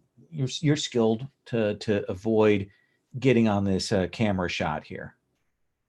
I think maybe I just like I'm just gonna say it's a guy. I just keep the guy like kind of between me and the camera, so you can't really make out who I am. And then when I like walk out, just kind of, I have a whole bunch of hair or whatever, it's flowing around, so it's just distracting and can't really get a good shot of me.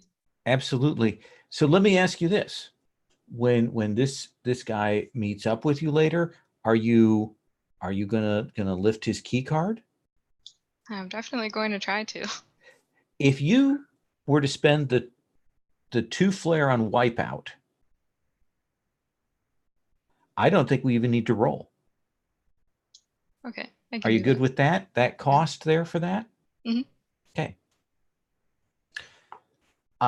So it seems to me that the group has a way to get in that they're looking at. They've got a key card for when they get inside. Does it sound like we know enough to move to the mission? Okay. So what we do now is we do what's called an engagement roll. And this tells us where you are when things go wrong. And there's a little list of things that we walk through. So the first is you start with 1 die for the engagement roll. And then we ask, is this operation particularly bold or daring? I think so. You're breaking into a guarded facility. Even though you're going to have key cards, there's still going to be a couple guards on duty. So let's give you an extra die for that. Does the plan's detail expose a vulnerability? I think the key card, yes, definitely gives them a vulnerability. So I will give that an extra die. Let me ask you this. Can any of your friends or contacts that you have provide aid to you for this? Maybe my friend Marcus, maybe I convince him to have a fake construction site next to it that we can use to help climb up to the building or cause a distraction maybe. Yeah. So that takes us to 4 dice. This is an organized company with a security group, so they're a little bit higher tier than you. So we'll drop it back down to 3, and I think that gives us a good set of things. So someone has to roll 3d6 for me, and we'll see where we are. I got it. Okay. Here we go. 2 5s. 2 5s. So I think that where we take it up is the group of you have gotten on site. You've managed to sneak up, get up to the roof so that you can get into the back part of this. And there's definitely probably some vents or things like that. But you do realize as you're on the roof kind of walking around that there's definitely, on those things, maybe a little bit of a alarm system there. So you want to be careful. So what would you do? Deactivating it would be Tinker, maybe? I think Tinker would be the best way to handle it, or if someone has a power to do that. I've got Tinker, and one of the things I was doing was looking at the security system with the expectation I would need to tinker with it. All right, go for it. Okay, let's have you roll Tinker. All right, I have 1 die, Okay. and I think I will take some stress to give me an extra die there. That's probably a good idea. So let me mark 2 more stress.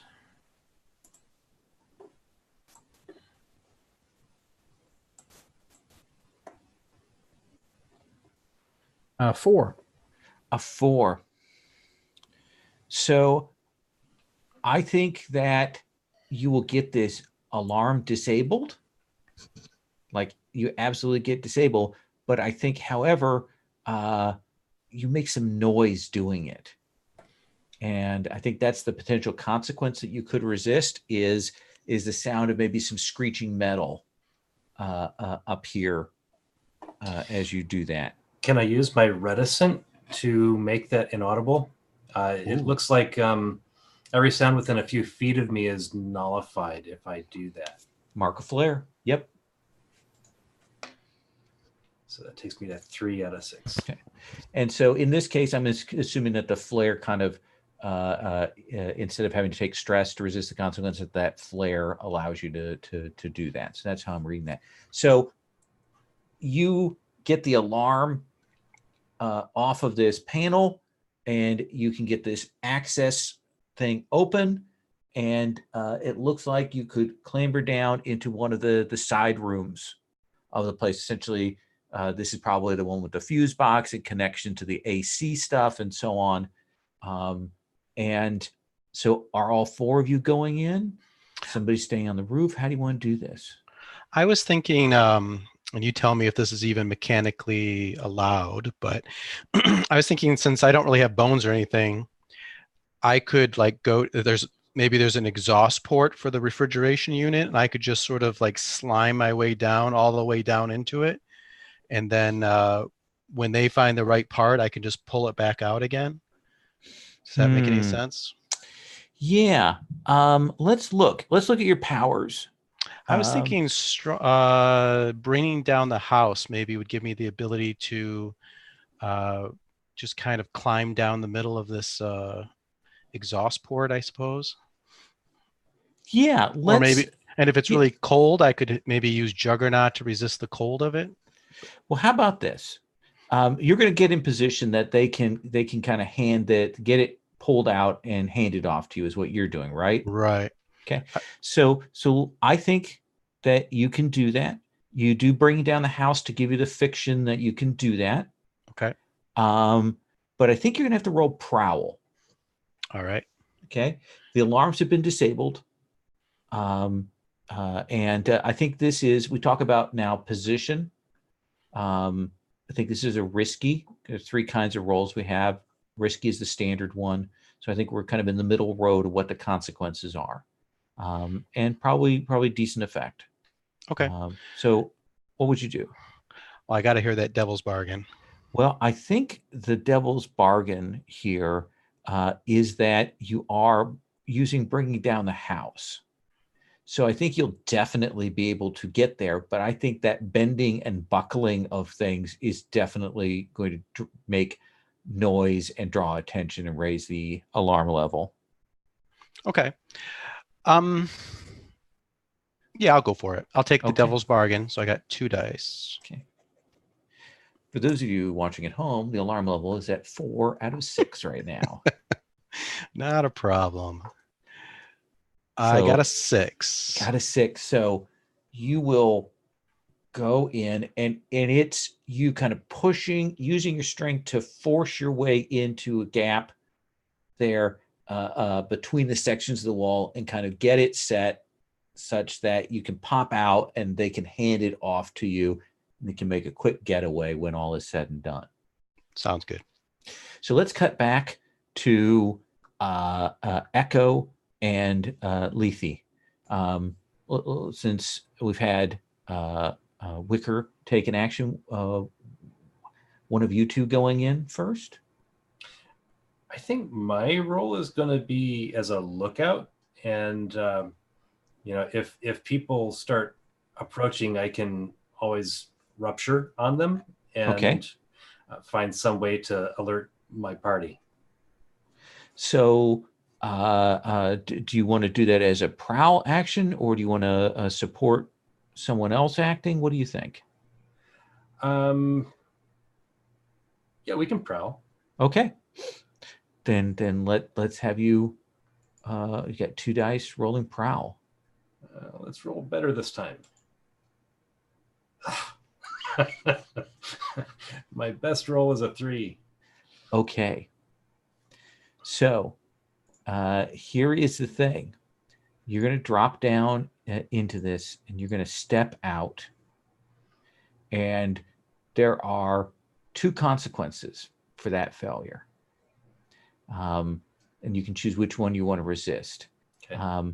The one is that there is just like a very basic electric eye in here to prevent pilfering. That you're going to trip. But also when you open the door, there is a guard right there. So it's a question of raising the alarm level or having to deal with the guard. The alarm level is at 4 out of 6. 4 out of 6. Okay, so what are my options with the guard? With options with the guard, here's the thing: is I'm assuming that Lethe is right behind you, so we can go to her and see what she does. Okay. Does that sound like a fair thing if you want to deal with the guard? Awesome. Okay. Then you want to resist the electric eye? Yeah. Okay. Go ahead and roll prowess, which is you've got two dice in prowess because the first 2 dots you've got in finesse and prowl. Okay, so roll 2 again. Yep. Come on. All right, I got a 6 this time. So you take no stress for resisting this. However, this door opens. The door opens, and there's one of the 2 guards there who sees you and is like turning. Lethe, you're kind of just behind Echo as Echo opens the door to go out, and this guard turns with a look of, "Hey, what are you guys doing here?" kind of thing, hand going to his gun at his hip. What do you do? Oh my gosh, I've been trapped in here forever with this crazy mutant. You gotta get me out of here. Like, please help me. And she just like completely plays a victim and like falls kind of into him to like try to get him to take her away so they can keep working on the mission. That seems like a good distraction. It will allow the others to take advantage. So that seems like sway. I'm going to say now, here's the thing. Here's where we get into some of the crunchy mechanical bits. Any particular role is either controlled, risky, or desperate. A controlled role means that you have control of the situation. So if things go wrong, you can handle it. Whatever happens is going to be minor. Most roles are risky. You do it and you're going to get a consequence like we just saw. Some roles are desperate. Now, the good thing about a desperate role is when you make a desperate role, you get to mark experience. That's the great part about it. So you'll get to mark experience on resolve. The bad thing about it is that it means that the potential blowback that you get is going to be larger than it might otherwise be. Are you prepared for that? Yep. Okay. Then mark your little XP track on resolve is going to go to a 3.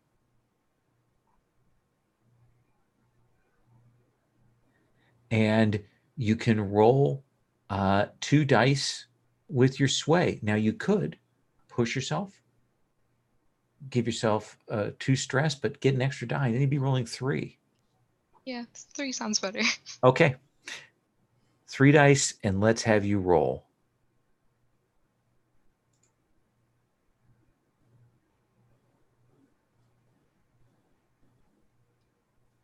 Okay, so 4 is the highest. 4 is the highest. So here is what I think is going to happen is he is definitely going to grab you and pull you out, and he thinks that you are someone he needs to protect. You've clearly done that. But he's also going to draw and shoot Echo. Would you like to resist that consequence? Yes, please. Okay. Then again, roll 3d6 for your resolve. Okay, now how does that work again? What's your highest number on that 3d6? 6. So once again, you take no stress. See, you guys are killing me. You take no stress for resisting that. So he pulls you back, pulls you out. He's clearly has decided that you're not a threat.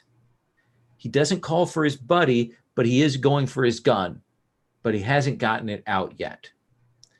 So I imagine that behind Echo, we've got Wicker.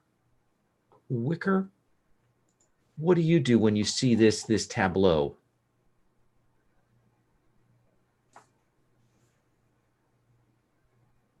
Okay. So right now the lineup in this area is I've got Echo in front of me. Yeah, and he's probably off to the side because Echo opened the door. Okay, and we've got the security guard, and then behind the security guard now is Lethe. Yes. Okay. Security guards determine that Lethe is not a threat, but that there's these horrible mutants who've broken in that he has to deal with. Okay. Well, I think what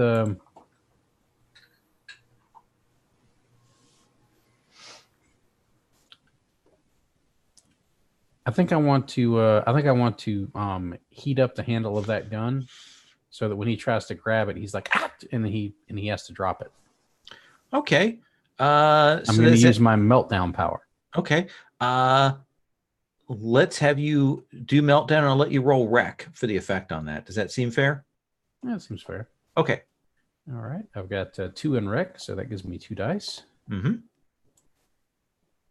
And this seems like a reasonable thing to be stressed about, so I'm going to spend 2 stress and take an extra. Okay. So that'll give me a total of 3 dice to roll. It's no longer desperate because Lethe, lowered the stakes on the situation. Okay, the highest is a 5. Highest is a 5. So I think you will definitely heat that up. And this guy is gonna, his hand is burnt. He can't get a hold of it. But I also think that we hear the explosion as the gunshot goes off from the heating there. I would like to resist that consequence if I could. Okay. You were using Rec, so go ahead and roll prowess, which is the first column. So you get 2 dice in that. Okay. All right. This is where it could all go terribly wrong. Let's see. I'm going to move 2 dice slightly higher up. So these are the 2 that I'm re-rolling. Okay. 5. So I take one additional stress. Take 1 additional stress. So here is the position. Here's the situation: is this guy is kind of fallen back. His hand, he's burnt it. You don't see the other of the 2 security guards around. They're not in the immediate vicinity. Lethe is back behind them. Echo, you're still in front of him. He has been kept from, shooting you. So now let's come back to you, Echo.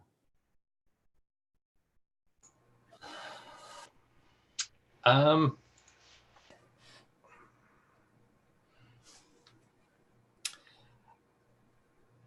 drawing a blank.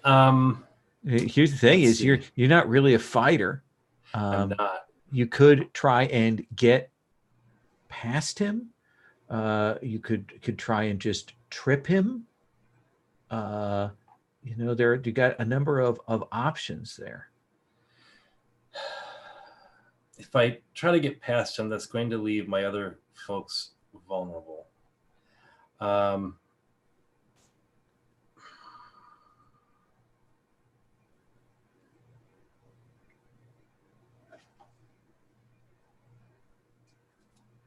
Let's do that anyway. Okay.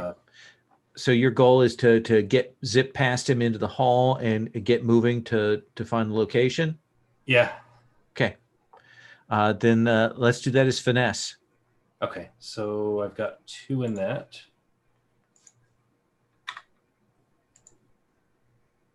Sixes. I rolled 6s on that. Did you roll 1 6 or 2 6s? 2 6s. So that is a critical. Whoa.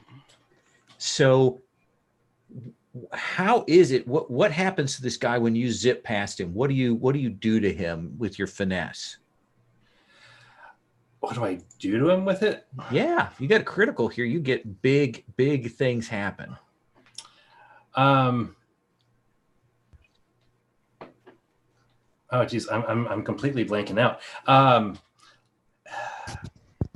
gonna rush past him, and just as I'm going, I'm gonna reach his shoulder and just kind of spin him. He's going to absolutely take a spin, yeah, and be completely disoriented and off balance and everything.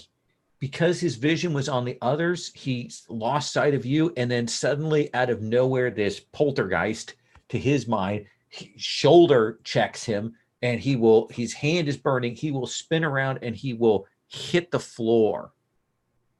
That works. And you can go moving past him. Lethe, how do you want to handle this? Do you want to do you want? I mean, right now he's in a position you could, for example, handcuff him or knock him out, or just stay with him to convince him. What would you do? Could also make him just forget what's happened in the last 10 seconds. So I had a question about that. Like, it says you erase the memories of everyone in the room. Like, do I have any control over that? Like, I don't want to erase everyone's memories.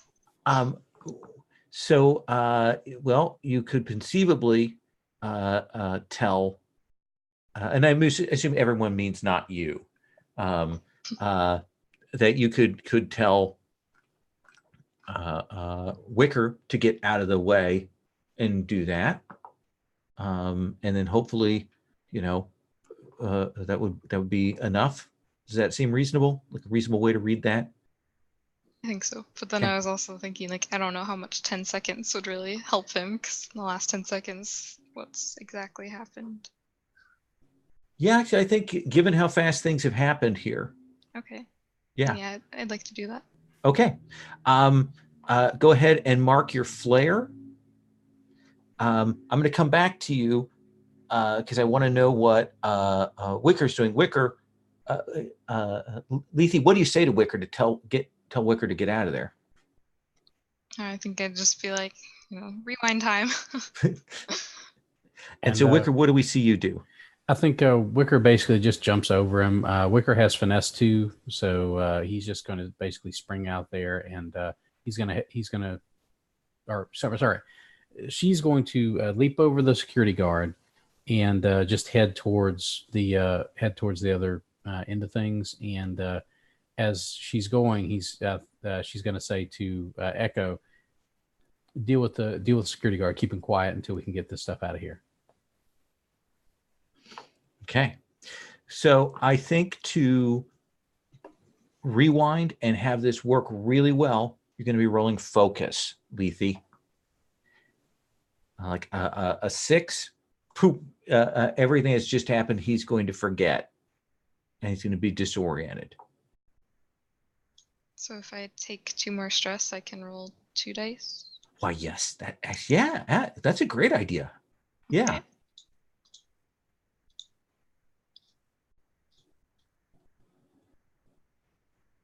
And I got 6 as the highest. 6 is the highest. So tell me what we see on panel. What is your rewind? What's the visual? What do we see happen?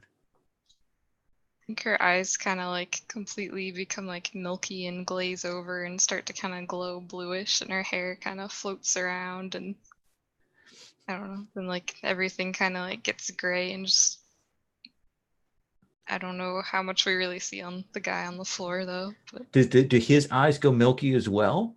yes, that makes sense. Okay. Yeah. So he's trying to stand up. He got knocked down by a ghost. And then the last 10 seconds, which if you count 10 seconds, that's a significant chunk of time, in which you and Echo can book away, and he will wake up, like he will remember the door opening, and then he's on the ground here, and his hand is burnt, and he's not sure what's going on. No alarms have gone off, but he's going to be disoriented for a bit. Does that seem like a fair result? Echo, you've kind of run ahead. You've checked the corridor. You've seen that the other guard isn't in the corridor here. You can get up to that mechanicals area. And you can use the key card that you've got to open the door to that. And Wicker, you can follow up, and you want to try and pull this unit out. So when they get in there, the little cabinet opens up, and my little slime face comes out and goes, "Hey guys, what took so long?" And I've got all little pieces I've been taking out to save for later, but I've left the main unit alone. Okay. Okay. I think what we do first is we because we got to take this thing apart, I think I'm gonna basically turn off the power to it. If it's got a plug, which I'm presuming it probably does somewhere, Okay. I'm gonna pull the plug and then remove the pieces that we need.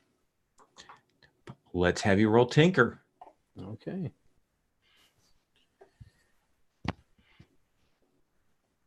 Okay, I'm running a little bit low on stress, so I'm just gonna have to roll with my Tinker and. Can I? Is there any way I could assist him? Maybe.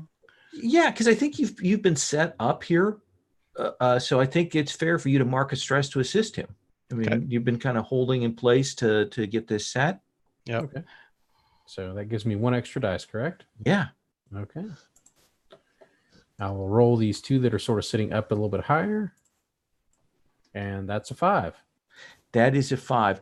I think you absolutely get this pulled out of here, but I think that there is an alarm on the refrigerator when the power goes out on it that you will trip.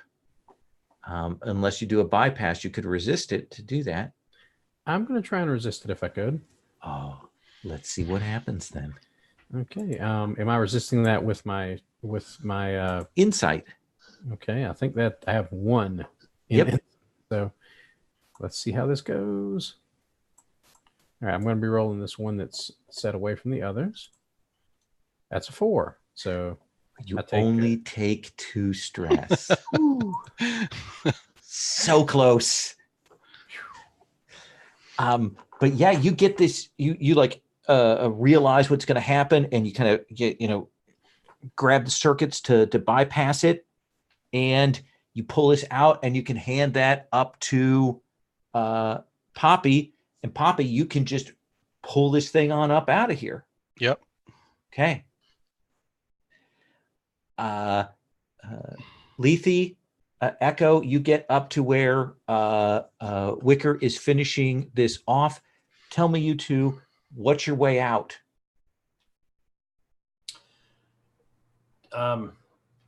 From having mapped it before. Yes. What is the most direct route to get out? I think that your best bet here is heading back to the loading dock. Okay. Hitting that, not raising too much noise, and you guys can get out of there onto the street. Sounds good. Okay. So you want to start doing that? Yep. Okay. I don't even think necessarily you need a roll. The other guys in the break room, probably on the machine that has got his bit of honey. It's stuck up in the thing, and he's trying to shake it loose. And his pal is getting up off the floor, trying to figure out what's going on, why he's got burns, and he's disoriented. And the 3 of you can run back, hit that back door, and because you've got that key card that Lethe got, whip, hit that, registers for John Doe, who's going to be, the next day somebody's going to be like, hey, so we were robbed and your key card showed up last night in the security system. Maybe you want to tell us what's going on? Poor John Doe. He's got a hot date coming up though. Yeah, that's what I think I remember something about that. And the 3 of you can hit out there, hit the street, get back to your mechanicals. Poppy, what do we see of you carrying this thing? How does it look you getting off the roof? Well, I think what's his name? Marcus. They've got like a crane, and they bring like the I don't know, the bucket over. Yeah. And we just put it in the bucket, and he carries it over to a dump truck, and it drives it off to the medical clinic. Perfect. And the 4 of you will have successfully jacked a refrigeration unit from a plasma donation clinic. Yay. So that is the job. So you will get back home exhausted, tired, but super successful in what you have done. So there's a procedure we do after this that is entanglements and then downtime. All of you can mark that you have 2 cash because you're going to get paid. And let me look at the procedure that we have here in this particular game.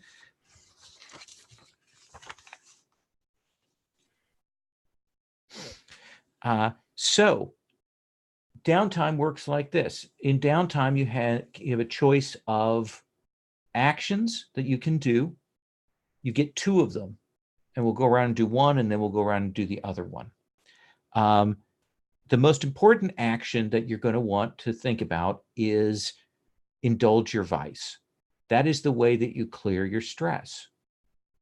And the way that that happens is that we look at the lowest of your insight, prowess, or resolve. So for Poppy, that's 0. For Echo, that's 1. For Wicker, that's 1. And for Lethe, that's 0. Which in the case of 0 means you're rolling 2 dice and taking the lower number when you indulge in your vice. And that's how much stress you get back. If it's 1 die, you just roll 1 die, and that's how much stress you get back. Here's the rub. It is possible to overindulge.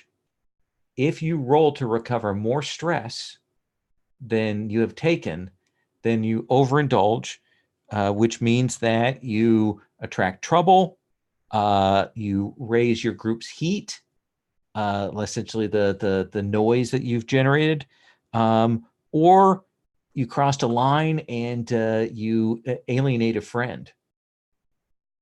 So that's the most important sort of downtime activity, is indulging your vice. Here are the other things that you can do. You could do a long-term project. Like, let's say you wanted to build a house. Let's say you wanted to make something. Let's say you wanted to develop a relationship with a friend or make a contact. Those are our long-term projects that you can start on. We build a little clock and we check off ticks for that. If you were injured, which none of you are, thank God, you could spend money at a clinic to recover harm. You can also spend a bunch of money, 5, at the community center to reduce your wanted level, which you don't need to do right now. But the other one that you can do is you can train. And when you train, you mark an XP in one of your tracks. So that's the other one. If you don't know what to do, train is the fallback one. So Poppy, where are you on stress? Only 2. Now, do you want to indulge your vice, or are you good with where you're at? No, I think I'm good. Okay. So what do you want to do for your first downtime action then? I think I'll train. Okay. So what do you want to train in, your playbook or one of your stats? Now this adds 1 experience. Is that how this works? Absolutely.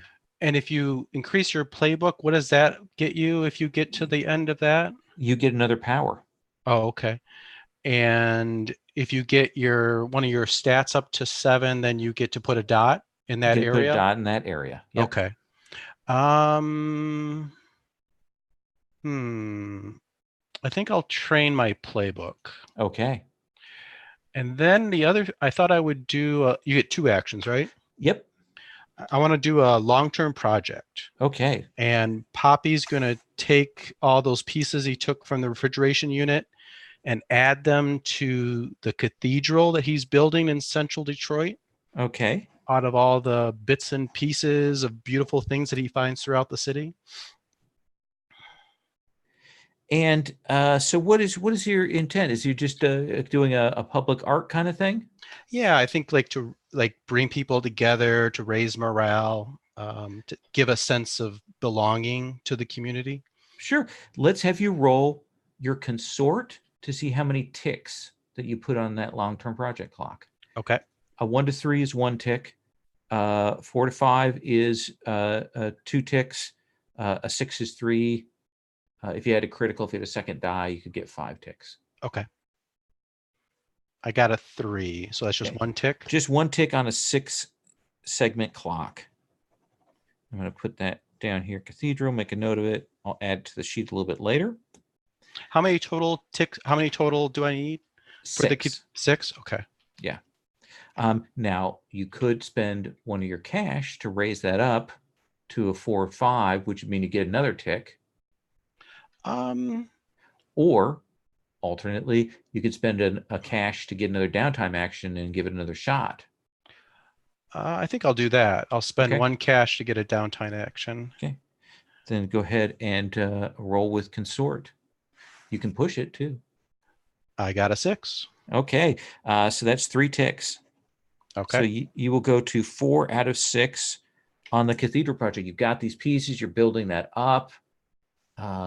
It's almost ready to present. Okay. Let's come to Echo. Echo, what do you want to do for your first downtime action? I'm going to try to get rid of some of that stress. Okay. What is your vice again? It's the for the culture. So I'm going to write a tract about the inequality of plasma donation and clinics in general. Absolutely. It is an exploitative communist capitalist system. Absolutely. Yeah, absolutely. Yeah. Let's have you roll 1d6, and that's how much stress you're going to lose. Okay. Just 1. Just 1. So you go to 3 out of 9 stress. Don't overindulge. What do you want to do for your second downtime action? Let's see. For the second downtime action, I am going to train on my playbook. Okay, so mark an XP there.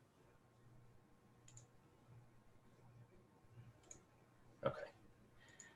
Then let's come to Wicker. Do you want to indulge your vice?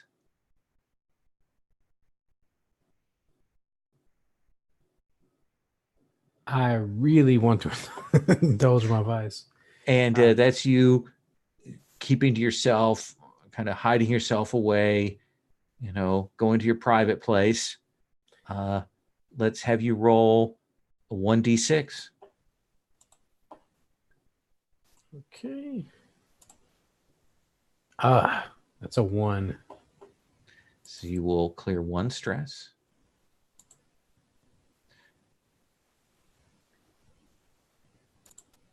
Do you want to keep indulging your vice? Yes, I do.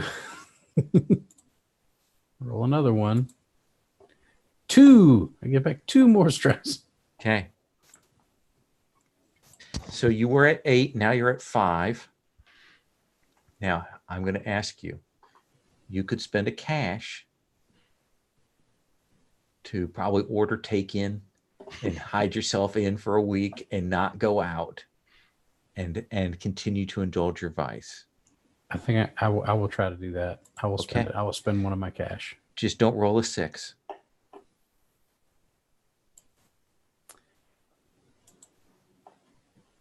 right.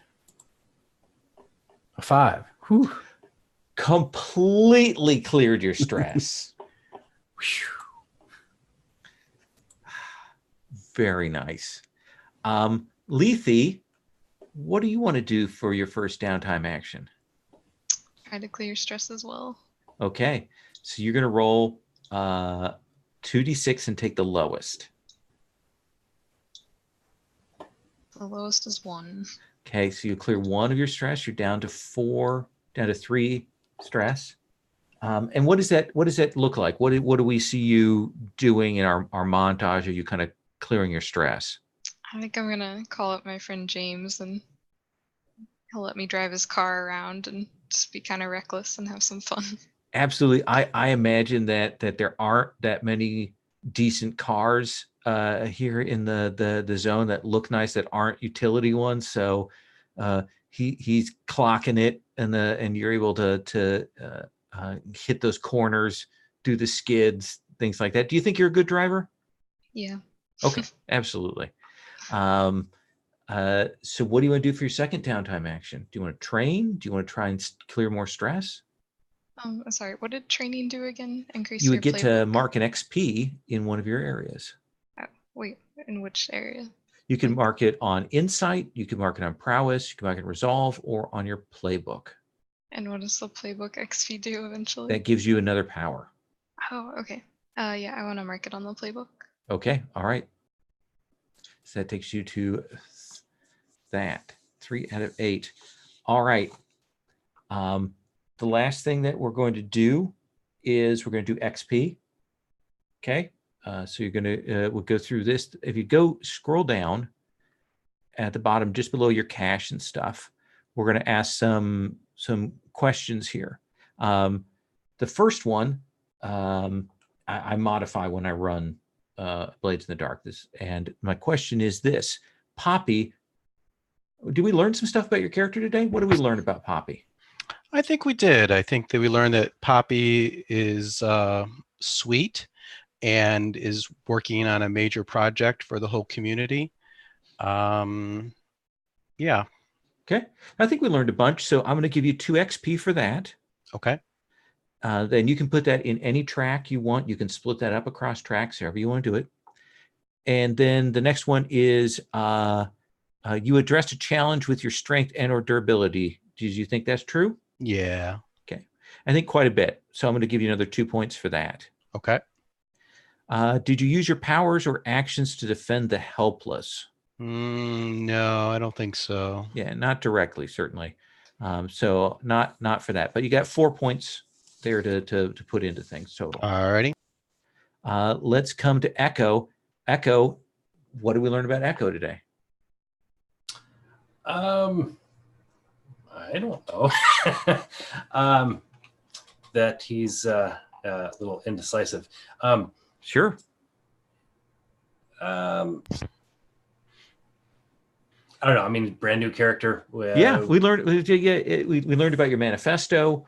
Yep. We learned about all that stuff. I think that's fair to call out here in this session. His mutant guilt for looking, he can pass straight. Yes. So we'll give you 2 points for that. Did you address a challenge with stealth or silence? I mean, I think we did, right? Yeah. A couple times. Yeah. So I'll give you 2 points for that. So is that a total of 4 points? So that's 4 so far. Okay. Did you use your powers or actions to be loud or bombastic? No. Okay. All right. Let's go to Wicker. Wicker, what did we learn about Wicker today? That she is obsessed with little 3D modeling things, and that she tends to can tend to shoot her mouth off a little bit too much in certain situations and get herself in over her head very quickly. Okay. Yeah, I think that's worth 2 points. Did you address a challenge with firm control of your flames? Well, she did not basically set the firearm off when she heated it up to make him drop it. She didn't accidentally cause it to go off, so that was good. I'll give you 2 points for that. But you didn't use your powers or actions to burn down an enemy location. Nope. I thought about setting off the smoke alarm if we had to get a distraction, because that would have been super easy, but I did not burn anything down yet. So you got those 4 points to spend. Lethe, what did we learn about you? What did we learn? I think we learned that Lethe can be pretty calm and quick to action when necessary to get things under control, and also that she can be very persuasive when needed. Absolutely. We also saw the devastating effect of your memory power. So I will give you 4 points. 2 points for that. And then, did you address a challenge by sacrificing your own memories? No. Well, actually, I think you did technically with the wipeout that you did, right? Oh, does that affect me too? I think it from their memory must be one that you and the target share. I think so. I think you lose a little bit of that. So we'll give you 2 points for that. But I don't think you used your powers or actions to gain dangerous knowledge. No. Okay. So that's 4 points. You can put that into any track you want, into playbook, into one of the other tracks, however you want to do that. So thank you all. That's session 1. We did character creation. We did a quick job. We'll start next session with look at the entanglements, maybe things that have popped up. We'll do some RP before we put some jobs on the table for you to talk about. Typically, I do stars and wishes after the second session, just so we've had a full session of play to get through that. At the start of next session 2, we'll take a look at everybody's characters, and if you're like, I want to redistribute these skill picks. I want to make different choices on that, or I want to choose different power because this isn't working for me. You're going to have the opportunity to do that. So we'll do that check-in then. The other thing I meant to do, and I'm going to stop to do it right now, is so our lines and veils, I should have stopped off to do that right now. Our hard lines are on sexual assault and torture. And our veils, which means our fade to blacks, are right now on drug abuse, graphic gore, harm to children, or sexual content. So just be aware that those are the things that are on the table. Those can get added to as we go along and play, but those are the ones that we have as the lines and veils right now. Still getting used to using that system, so I should have gone through that earlier. But thank you all very much, and I will stop the broadcast.